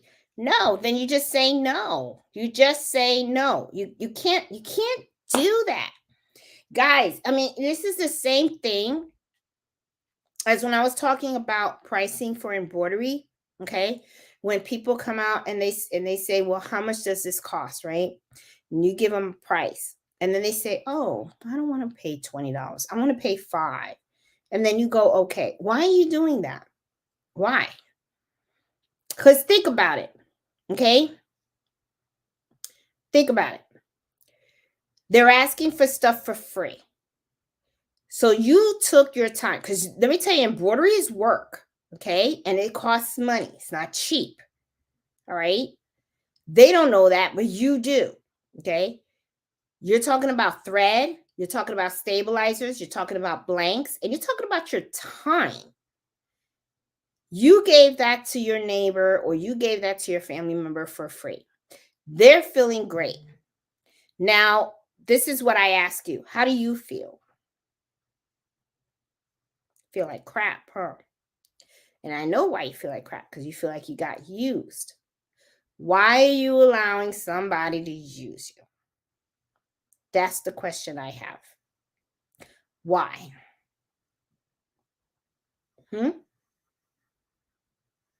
So do yourself a favor. The next time somebody asks for them for free, the word is no. And if you don't want to be as rude as me, because I understand I can be rude. I'm very direct, okay? I'll look you in the eye and go, "Are you crazy?" towel.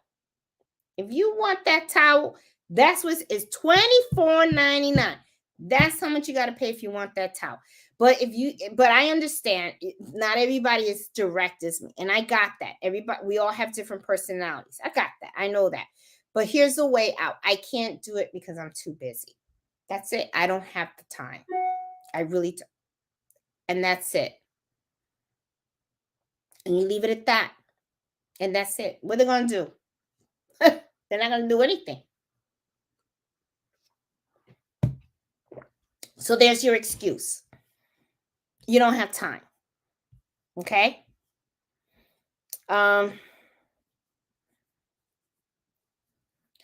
Yep, and see, Latoya, very good. Okay, see, she says, I don't give up. Not having orders mean I build my inventory. Right. She builds her inventory. She does her skills. She's got it. She's focused. That doesn't mean that you lose focus on whatever, okay? And if anything, when you don't have orders, that doesn't mean that you're not busy. That just means that now you have to allocate your time to something else, which that's what she's doing. She's building her inventory. That's what I'm talking about. Okay? Let's see. And here you go. Some people, yep, Benjamin, only sell to people you don't know.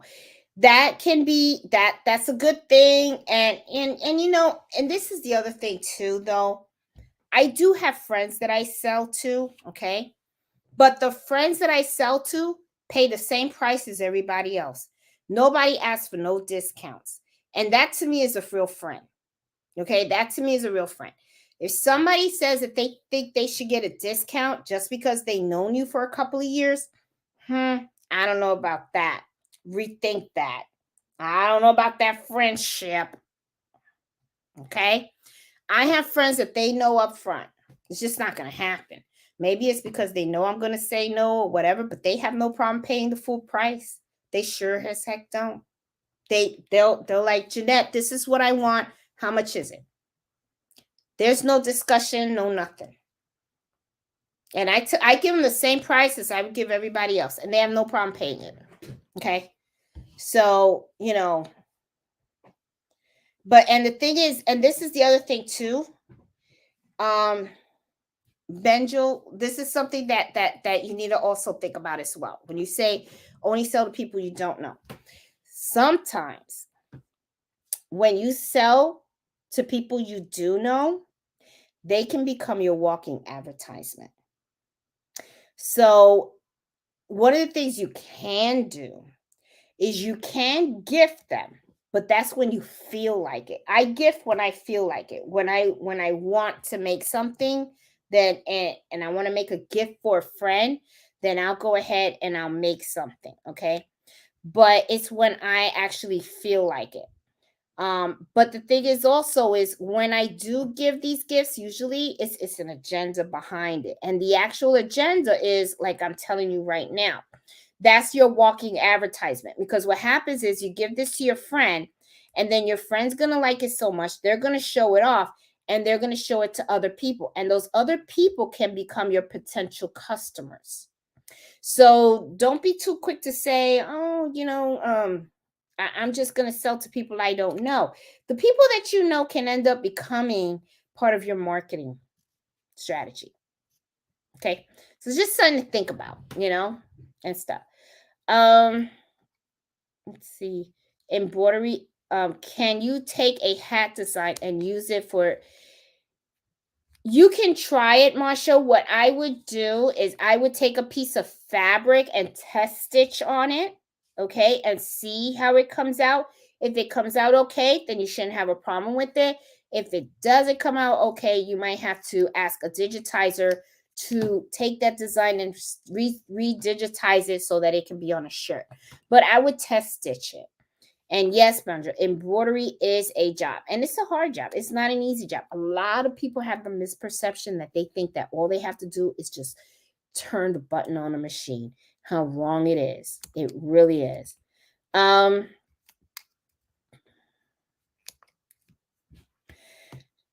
Vicky says, I have 2 niches. She likes the bridal gifts and the baby gifts. Should I do one shop starting out or two? Do one. Do one, Vicky. You can put both on one. You don't have to have just one shop per item. If you look at my shop, you'll notice I have kitchen towels on there. I have hats. I have baby blankets. Okay. And a matter of fact, I think it would be a good idea to put it on one, and I'm gonna tell you why. Because when you do that, you let your customers know that you're capable of more than one area. So when my customers look at my stuff, they're like, "Oh, I really like her kitchen towels. Oh, she does hats too. Oh, she does bags too. She does baby blankets also." And then they look at other items, variety, because you're offering variety. Okay. So no, do one shop. Do one shop. Why complicate it? Then what ends up happening is you're gonna be so busy doing embroidery and filling orders. The last thing you want is to be looking at two different shops. Put it all in one, and then you have all your sales coming out of one shop, and you just manage that one shop with all the orders. Nice, easy, simple. That's what you want to do. Okay? That's what I would do. Let's see. Hey Nana, how are you?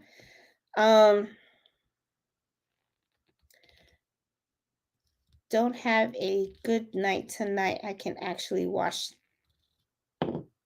Don't have I guess great granddaughter tonight, so I can actually watch live. Oh, but I bet you miss her. um, only hurt yourself if you don't try. That is true. Let me see. It says Debbie says take a chance. Jeanette is talking good talk. Hit the thumbs up. Thank you, Debbie. I appreciate that. Oh my God. Karen says Jeanette's created a monster. I say I can do it, but I've got to figure out the price. You're going to get there, Karen. You really will. You're going to get there. Before you know it, you're going to know how to price your stuff and everything like that. So don't worry. It's good. It comes in time.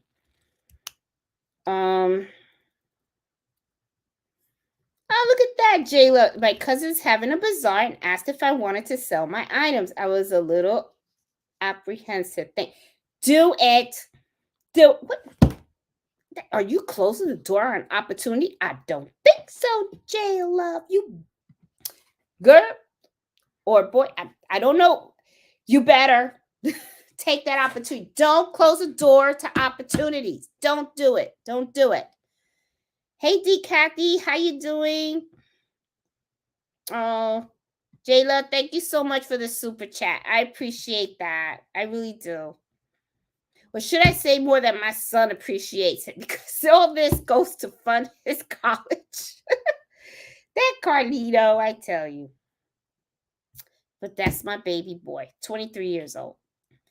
And so, let's see. Sounds like my neighborhood Facebook page. I guess that's what I was talking about here. Yeah, you hear all the neighbor drama and stuff like that. Let me see. Hey Linda, how you doing? New to your channel. Oh, okay. Here's a question. What is a good adhesive backing for embroidery patches? I use Heat and Bond, and I use the strong one for the patches. Now, there is one for patches. God, I forgot the name of it. I know it's in Statuels. Statuels sells them. But for the patches, I do use the Heat and Bond, but I use the strong one, not the light. Okay, the strong one. And let me see if I have. Here it is.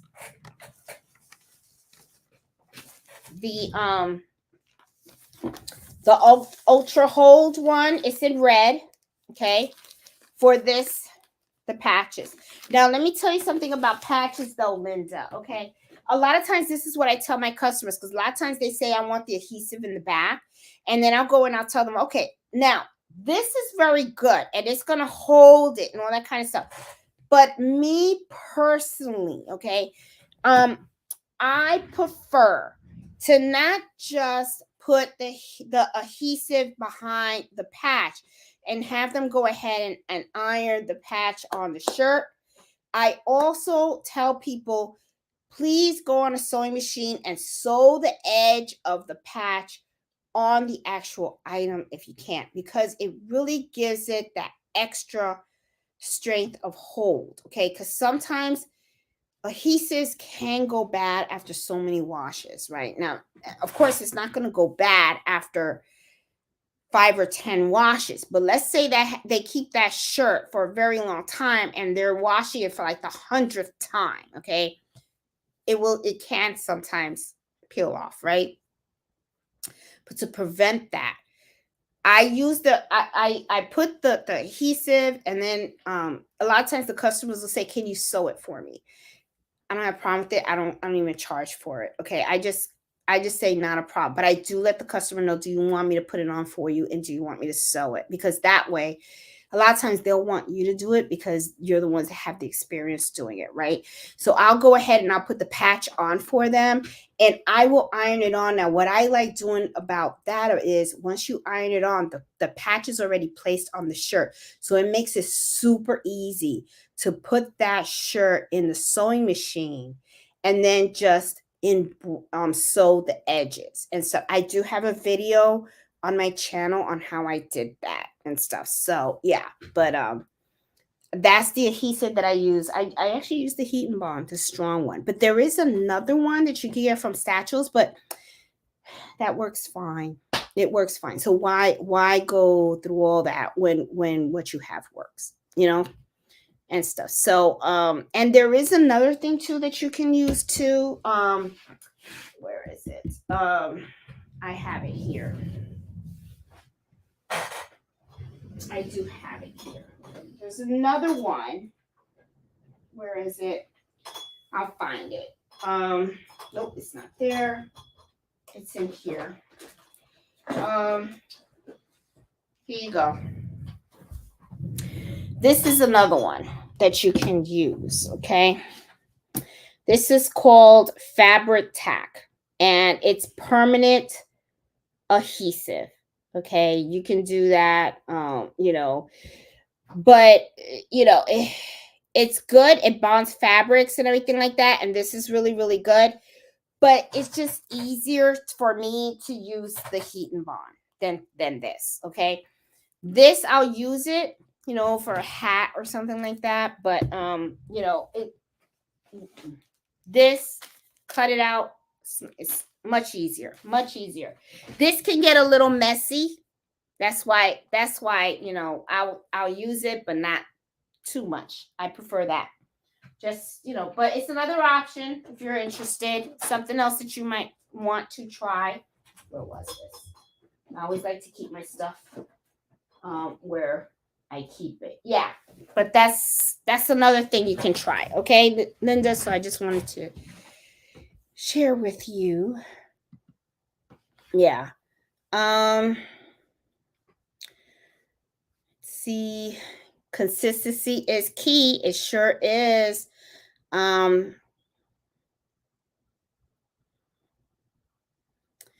Let's see. Hey, Joyce, how are you? Okay, I'm going down the line here. And to see if I can. Hey, Cindy, how you doing? Oh, I'm glad you like the embroidery happy hour. It's actually I really like this because this is like, to me, it's a little downtime, little hangout time. But I am a little tired today, but that's okay. I mean, I'm fine. I'll be fine. Let's see. And then let's see, make sure you update your embroidery software on your machine or on the other machines because you can get so busy and forget to do it and it'll slow you down your quality of work. Yes, always make sure of that and stuff. I wonder, Kathy, is there an upgrade? I'm going to have to check on Brother now to see if there's an upgrade and stuff. And if you guys don't know how to upgrade your machines, if you have a Brother machine and stuff, I do have videos on the channel on how to do that as well. It's always the same process. So might be a different version of the software, but it's the same process. Yeah.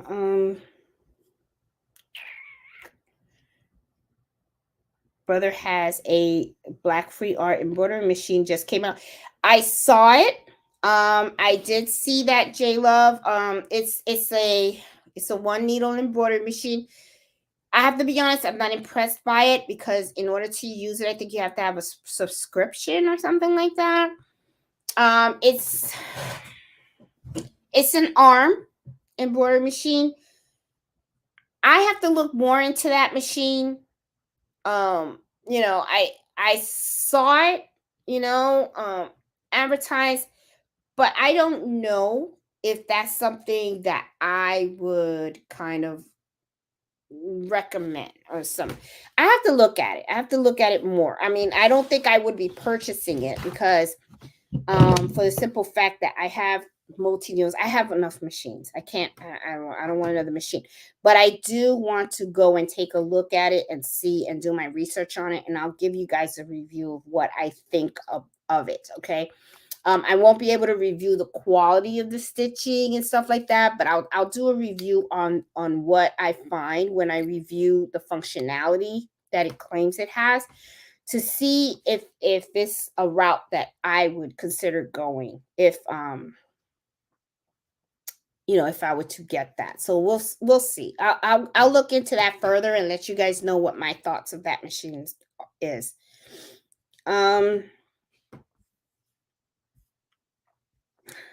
Jordache look. Yeah, the Jordache jeans. I remember that. Yeah, a lot of people used to sing that. Hey Ozzy, how you doing? Hey Denise, how are you? Um, let's see. I have been selling them on my job. I didn't get that. Oh, sorry. Could you try again? Oh, I think something went on my series. I don't understand. Oh, I think something. okay. Oh, I'm hitting a button on the keyboard. Sorry. I'm like, where did that come from? Okay. All right. So Jayla's been selling on her job. They love mental health tumblers with their name on it. Oh, that's cool. Let's see. I went last week and I bought a bulk of Joann's for 50% off. I guess you guys talking about the stabilizer right there. Yep. She got the wrong month. Oh, it's November. Okay. So November 5th. But hey, she's keeping us on alert. Make sure you get that for 50% because you know that stabilizer could get expensive if you pay full price. How much yards is in the whole bulk of the usually what I do, Eleanor, is when I go over there, I gotta tell you, I have not had the luck of buying a brand new bulk. Okay. But what they do is they measure the yards that are left on the bulk, and then I just buy whatever's left and stuff. I haven't had the luck of actually going there and being able to buy the entire thing. Like when you see me have it like this, it's usually because this was what was left in the store. Okay? And they were like, "Okay, so they'll take it off and then they'll measure it and they'll say, "Well, this is how much it is. Do you want it?" I'm like, "Heck yeah." You know, so and they'll just put it back on the thing for me and stuff. Now I do know you can order these on Amazon, but I wouldn't do that because then what happens is you're paying more. It's more expensive. So you want to save that money. So no. So they're saying in the chat and stuff like that, make sure you go to Joann's when they're 50% off and make sure you use your coupons and all that kind of stuff and everything. Because Eleanor, you don't want to be spending that. Mm-mm. Save that money. Nope, don't do that. Okay. So yeah. Yeah, it's 10 yards, yeah. But you know what? I've never gotten a full 10. I've always gotten like 7 or 6 because they have them in the bulk, but then when people go, they buy like a couple of yards, right? So when I go, I pick the bulk and then I say I want to buy the bulk, so they just measure what's there. That's what they do for me. So, you know, so so it's 214 a yard, and that's not bad. That's not bad at all. Let's see. Um Let's see. I'm trying to go down, say hi.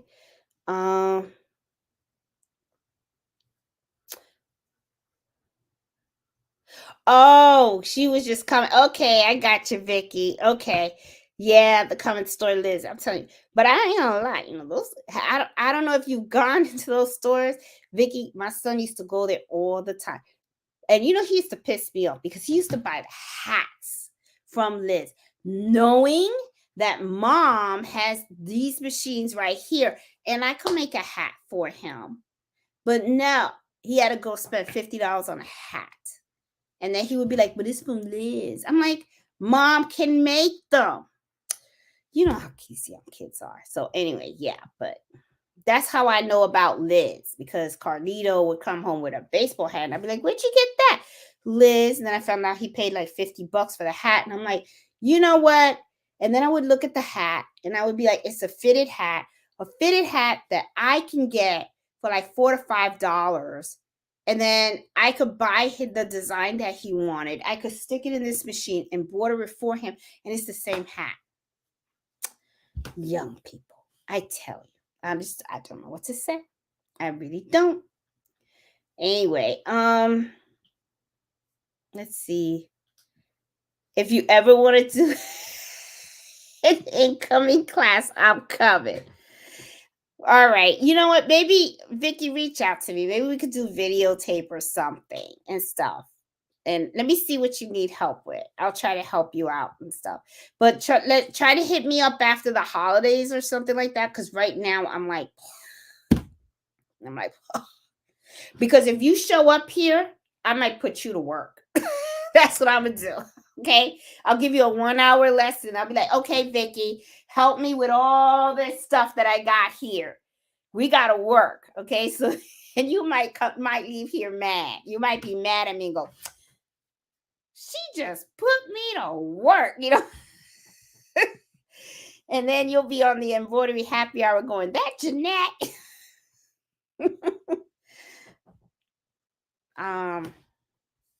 What are the numbers? 69, 71, whatever. Okay. Are those the thumbs up, I guess? I don't know. Okay. Well, okay. Let me see. Looking to see any other questions. Oh, I'm glad people are saying they like the thing. Do you have a suggestion for the adhesive backing patches? Linda, I think I answered that already. Let's see. Oh, I only had 21 thumbs up. Oh man, that's sad. But that does help the channel. That'll help the channel and stuff. I was also thinking of trying to do like maybe a giveaway. I can't promise anything yet because right now, as the way it stands, I got 65 gifts that I have to give, because for those of you guys that have been in my embroidery gift exchanges in the past, you guys know that for everybody that participates, I always send something out as a thank you for participating. So I am, and I know Miss Banks had offered to help me to make the 65 gifts and all that kind of stuff. I even have a couple of friends that told me they will come here and help me package those items as well. But I really got to get rocking and rolling because we are in, oh Jesus, we're in November. Okay. Yeah. Okay. Looks like Vicky might be coming over here. I will message you, Vicky. Vicky, no. I'll leave you alone. She'll be like, what? Now I gotta go help. Yeah. Okay. Never thought about embroidery on the upper hand. Yeah, I mean, and I'm gonna show you. This is and this is the other thing too. Okay, let me show you. This is the sample. And this is another thing. This is, you know how we were talking about earlier about staying on top of the game, okay? Well, this business owner had these already made from a previous embroidery shop. Okay, so right here they have their logo, right? Okay, and that's this, what I'm doing, right? Okay, and then right here on the side, this is where they have right on the arm. Okay, and that is this. Okay, and this is on the arm. So this is the jacket, and then this is the shoulder. See? So, and I'm gonna tell you something. This is what I'm talking about being top notch. Now, as you can see, when I look at this and I look, I look at it and I look inside, right? Because I always like to see how other people do embroidery, right? I could see, I'm like, okay, they did a good job. I mean, they did 2 sheets of stabilizer here. And then when I look on the side, because then I always like to see it. And I said, okay, they did 2 sheets of stabilizer on the side too, because I like to see how they did it versus how I'm going to do it. They did a really good job. However, though, one of the things that they shared with me was that they said that they found that it was difficult to work with this person. And this, the owner, right? Actually, I have actually done several projects for this person, right? I did her son's wedding. I don't know if you guys saw the video of 100, and I had over 100 wedding dinner napkins that I embroidered. That was her son. And then I also did a European initial shirt for her, where the initials was somewhere on the shirt. That was her as well. And her family owns that company, and they need new jackets. So that's what I'm talking about when I talk about making sure that your embroidery is top notch and making sure that you're ahead of the game. When you do really good quality work, like I said, and I'm serious about that, your work speaks for you. So think about it. I did a wedding for her family member. I did shirts for her grandchildren. She likes my work, and now family company jackets are coming. So, and because they know they're going to get the good customer service, and they know I'm going to price very reasonably, and they know that I deliver when I deliver, they can count on me and stuff like that. All that counts. And if you think about it too, because I am open to new opportunities, okay, I didn't just do the initials on a men's shirt. I didn't just do wedding napkins. Now I'm doing her company jackets. So it's growing. That's what I'm talking about. Okay. That's what I'm talking about. So, I'm telling you guys from my personal experience, this, you really have to stay on top of your game and all that kind of stuff. And, you really got to stay on top of it, because customers, when they ask you to do something and you do it very well, chances are they're going to come again and they're going to ask you to do other things for them. So you got to make sure that you can grow with that. So I just want to make sure you guys understand that. Okay. She'll have fun helping you out.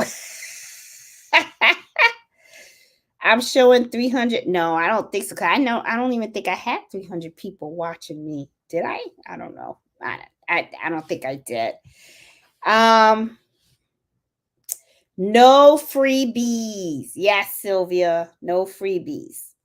That's for sure. I'm gonna buy the SC1900. Is there a place that I can find coupons? Someone has great deals on this item. How would you get that cheaper?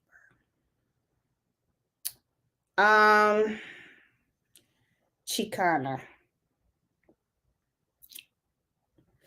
Trying to think here. You might be able to find it on Joann's, but I don't know if you're going to be able to use a coupon to buy that from Joann's. And I know the SC1900 is about $1,500. you could, if you try to go on raise.com and see if you can get an Amazon discount gift card, then use that Amazon discount gift card to buy the item from Amazon. That's maybe one way that maybe you can get some money off of it and stuff. Yeah, the one thing that I would do, Chicago, is see, Google where you can buy it. See who offers the best price.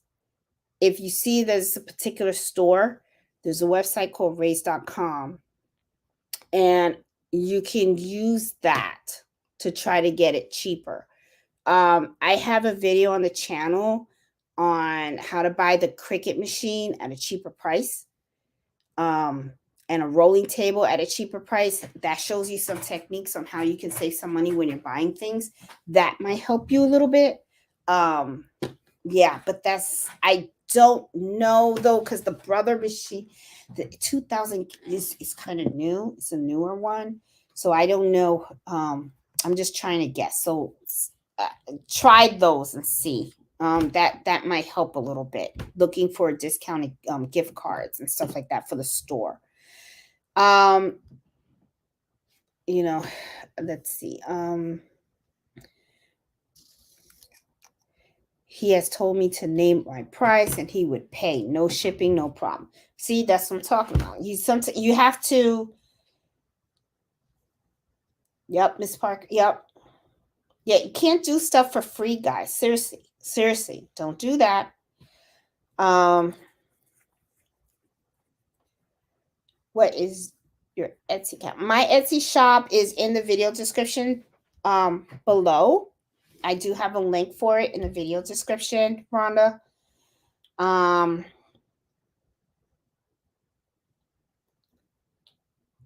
Let's see, Jeanette, do you have? Oh, somebody. I think is there a fee for an Etsy shop? Okay, yeah, there is some fees. There's not a fee to open up the shop, Marsha, but when you list it, it's like 20 cents. And then when you sell, there's a certain percentage that they take, and then you got to pay for shipping and all that kind of stuff. So there is some type of fee, but it's not that bad. Do you use a zipper? No, I do not use a zipper foot to sew on my patches. What I do use is a narrow foot. It's actually called a narrow foot, and I use my Juki. I'll show you. I use my Juki machine to sew the patches, and a narrow foot. And I'll show you guys just so that you guys can see what it actually looks like. It's a foot that's very, very thin. It's very narrow. See how narrow it is? It's very thin. So I like it. See? Because compared to a regular foot's kind of longer. Okay. I guess you can use a zipper foot if you want to, Iris, but because I have these feet and they're very, very narrow, I use these. And these work good. But yeah, and you want to sew along the edge of the patch. Okay, and I'm talking about the inside of the patch. I don't have a patch to show you, do I? No, I don't. Oh, that sucks. If I had a patch, I would show you exactly where. But if you look I have a video of when to use patches, okay, in the channel. And I show you guys exactly how to sew it. I actually go on the machine, and so I do have a video on it. If you type sewing patches on the channel, you'll see the video and stuff. It was 10:30. I need to get to bed because if not, I'm gonna be very cranky tomorrow. Hey, crafting with your flamboyant creator. How are you? Happy foundation. Looking forward to learning how to work my machine. Welcome. I'm glad you were able to make it. Let's see. And I have a bunch of videos on the channel so you can learn. Practice, practice, practice, practice. Let's see, I have a design that will require, let me see. And I have a design that will require a larger and a small needle due to small fonts that is digitized one color. How do you change the needle selection during the embroidery? Okay, it depends on the machine. If you have a multi-needle machine, then usually what I do is I assign the 65-9 to one needle and then the 75-11 to another needle. Okay.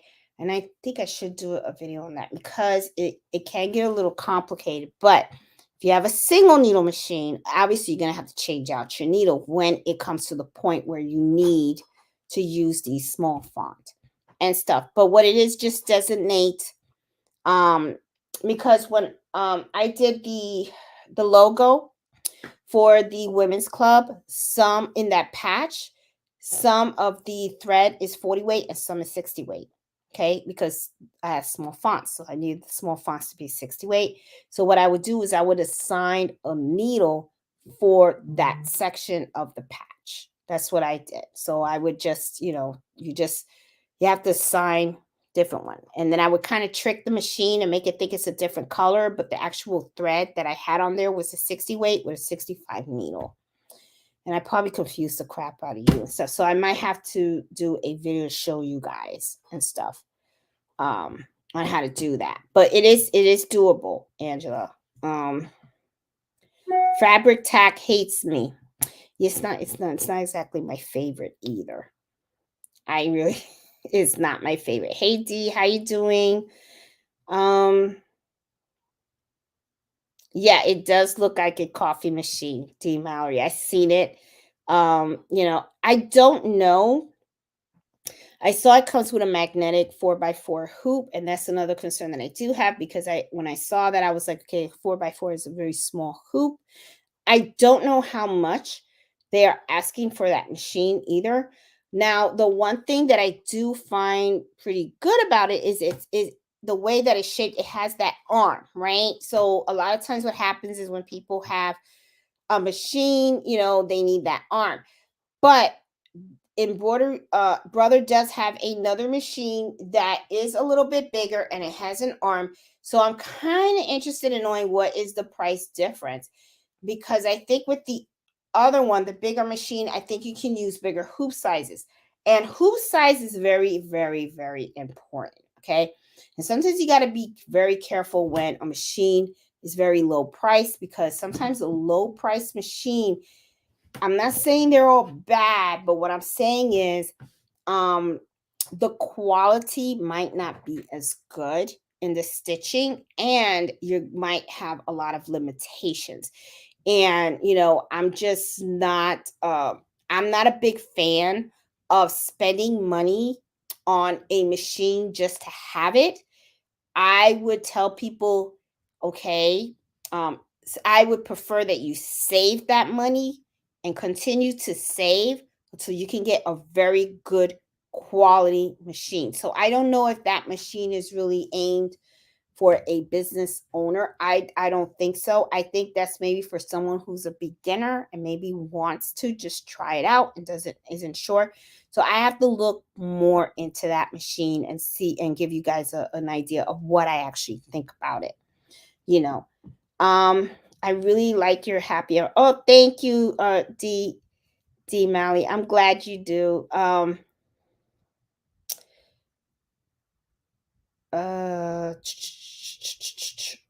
Yeah, but I did see it. I did see that machine, and I don't know. I was worried about it. It didn't look too great. Jeanette, charge Carlito the $50. I should charge him. But you know what's so funny is when he went to buy it, he used my card to buy it. So I was like, use my money, because Carlito's in college, so he doesn't really work. I mean, he does Instacart once in a while and stuff like that because he's a college student. So it's not like can do much. So, but yeah, he spent my $50 at Liz. Iris, that's what I should say. That's the correct way. He spent my money on that. Hey JC Production, how you doing? Can you do an actual class, I'll come in because yeah, you're awesome. You're feeling. Oh, I should. Okay. Yeah, I do have to pull more videos and stuff. The thing is, my time right now is like, ugh, it really it's bad. I am, and the thing is, the holidays are coming. We're in November. I still have to do, like I said, I have the gifts that I have to do for all those folks that joined the gift miss series. I have to do the gift for the person that I'm assigned to. I have to fill out all these orders and stuff like that. And I still have 2 videos of the gift miss series that I have to film. So, um, I will try to pump out more educational videos. I'm not going to stop. Don't think I'm stopping. I'm not. Okay. It's just that I'm going to have to somehow manage my time. And I do know that you guys are asking for a lot of these classes and stuff like that. Oh, JC product. You also put. I feel that lids are super expensive, and I don't understand why. Just the fact that they're in the mall and they have to pay to make that rent. Yep, and I totally agree with you. I mean, I think they're super expensive. Now, don't get me wrong, JC product. I don't know if you've seen their hats. Their hats are beautiful and they are of great, um, good embroidery. But the thing is, I know we could do the same thing. And it's just, but yeah, you're right, they do have to pay for that overhead. And it's just it, but they're selling. I mean, they are selling, people are paying. And it's funny, if people are paying $50 for hats in a mall, and if you can make a really nice hat just like that, there's no reason why you can't make money off of hats. Seriously, there's no reason why you can't make it. you know um let's see. um Crafty Puerto Rican. I know people sell brand hats, very expensive, and they only have a couple of embroidery fonts. Yeah, and they're selling them very simple. They're just putting mom or even one letter. That's all they're doing. And so not even fancy embroidery, you know, and they're making money. The new machine costs $500. There you go. See, yeah, and I don't know, Eartha. I'm just not feeling that. Yep, Eartha, I'm not feeling it. It's $500 for the machine, and you have to subscribe to their app. And think about it. Look what she wrote there. Subscribe to their app. Subscribe. You know what that means? That's a subscription. That means you're going to be paying very often. I don't want to pay that. I don't want to pay that. No, no, no, no, no. Why would I pay that? Why would I pay that? Okay, let's think about this, guys. Let's think about this. All right, let's think about it. Okay, $500 for the machine. You got $500 for the machine. If you want what the other young lady said, or the other person is saying, they wanted the SC2000. That's 1,500, right? Okay, so that's 3 times $500. So if you could save $500, keep saving until you get $1,500. Get the SC2000, and you don't have to pay for a subscription. Because if you really think about it in the long term, you paid $500 and then you're paying this subscription every month. And then before you know it, you could have got yourself a nicer machine that was sewing and embroidery, and you didn't have to pay a monthly subscription. And it was a 5x7 hoop, which, if you want, you can then invest in a 5x12 multi-positional hoop, and you would have been in a better position. I'm just saying, you got to really think about it. Sometimes you got to think long term. You can't just think about, oh, it's a small machine and it only costs 500. There doesn't really think about it. This machine is not just costing you 500. It's costing you 500 plus a subscription. Okay.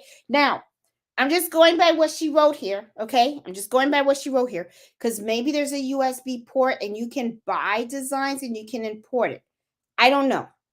But I have a feeling when I looked at that machine, I could be wrong. I didn't really look up front, but is there an LDC thing in there where you can pull from a USB port. I don't know. So I'm thinking that machine probably connects to Wi-Fi, that connects to the app. And in order for you to use it, you have to pay for the app.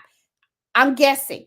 So like I said, I have to look more at the machine and really try to figure that out and see how that works. And then I'll let you know and stuff. So you really have to make sure that you understand what you're buying and how that's going to affect your pocketbook on the long term. I'm just saying. Yeah. So hey Sylvia, how you doing? I'll be there. Help win-win. Girl, when you come here and you start seeing all those orders, you're probably gonna be like, what the heck? You're gonna go home scratching your head going, how does she do it? How does she do it? How?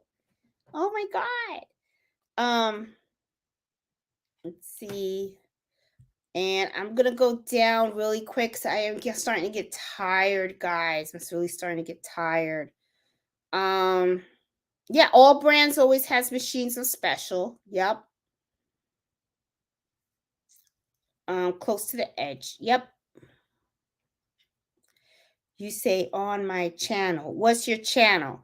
The channel that you're on, Marsha Boricua Sewing and Crafts. Look at on the screen underneath my name. Right there, that's the name of the channel. Okay, that's the name of the channel.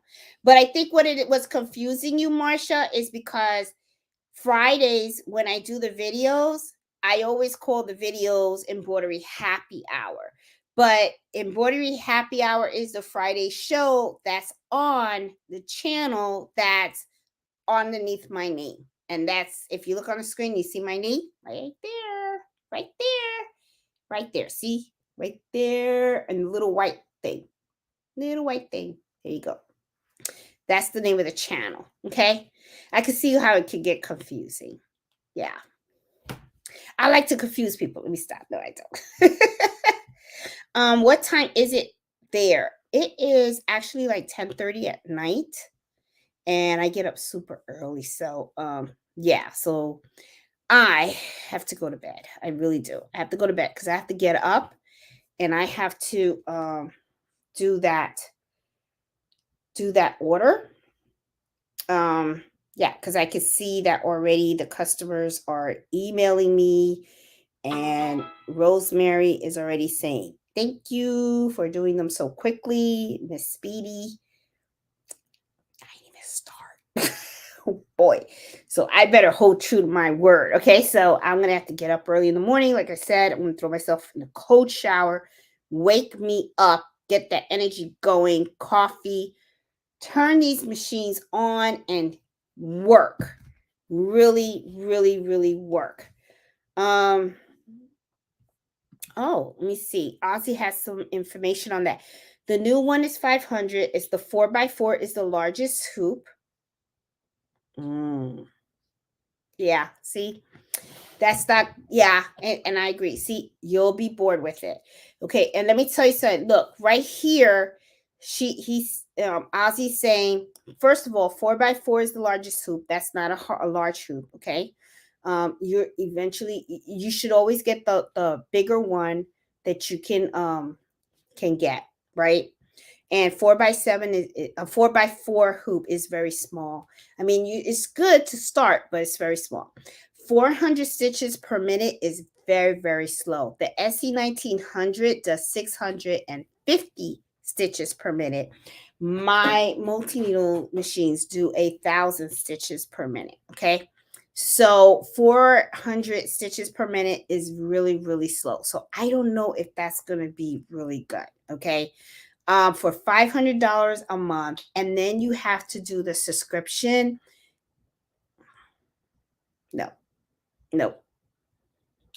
You know what? You would be, if it's an embroidery machine that you really need, I would look into, I think they call it the PE 800, which is just the embroidery machine alone. And I think they may have a PE 900. And if I remember correctly, those are about like maybe $800 a machine. And if that's the case, think about it, 500, just $300 more, I would go for that. So to me, this is not something that honestly, I wouldn't really recommend. And I'm kind of surprised they came out with that machine because to me, if I was the CEO of Brother, I would be like, are you kidding me? We're supposed to be getting better machines. They should be focusing on trying to get a 15 needle embroidery machine. Put 5 more needles on that machine, okay? So that you can keep up. And then you can, that's really where they should have been putting their stuff in there, okay? Um, but I don't know. But that's just how they do, so I don't know. So okay, I think I'm at the end of the chat, guys, so I am gonna say good night because I am pretty exhausted and I have to work tomorrow. I gotta get this stuff out of the way. Definitely, I'm gonna have to. And my sewing room, as you can see, it is a little messy. And I don't even like working messy. So tomorrow when I get up in the morning, I'm gonna organize it and then I'm gonna start working little by little and finish these orders. After I finish the orders, then I am going to I know I'm gonna have to meet with that one customer, and then I'm gonna have to videotape those 2 gift miss series videos, and then hopefully I'll be able to rest for a little bit until more orders come in. Then I'm gonna have to crank those out. So anyway, guys, hope you liked today's video and stuff, and hope you guys had a great week. Have a great, awesome weekend as well. As always, I love spending Fridays with you guys. Oh, there was another question there. Can you embroider a baseball? Yes, you can. Yes, you can. I do have a video on my channel showing how to embroider a baseball hat on a single needle machine with a hoop. So yeah, you can do baseball hats. I've done them all the time and stuff. So yeah, guys. So if I'm not paid for prescription. Yeah, me neither. Yeah, sewing report. Yeah, I saw that real quick. It didn't look great. It wasn't my favorite. Okay. All right, guys. So I'm going to say good night. Guys, thank you so much for tuning in. As always, I love you guys all. Mwah. Love you guys. Super, super tired. I am going to probably jump in the shower and just go to bed, totally exhausted, and then start working. So I will see you guys next Friday again at 8 o'clock.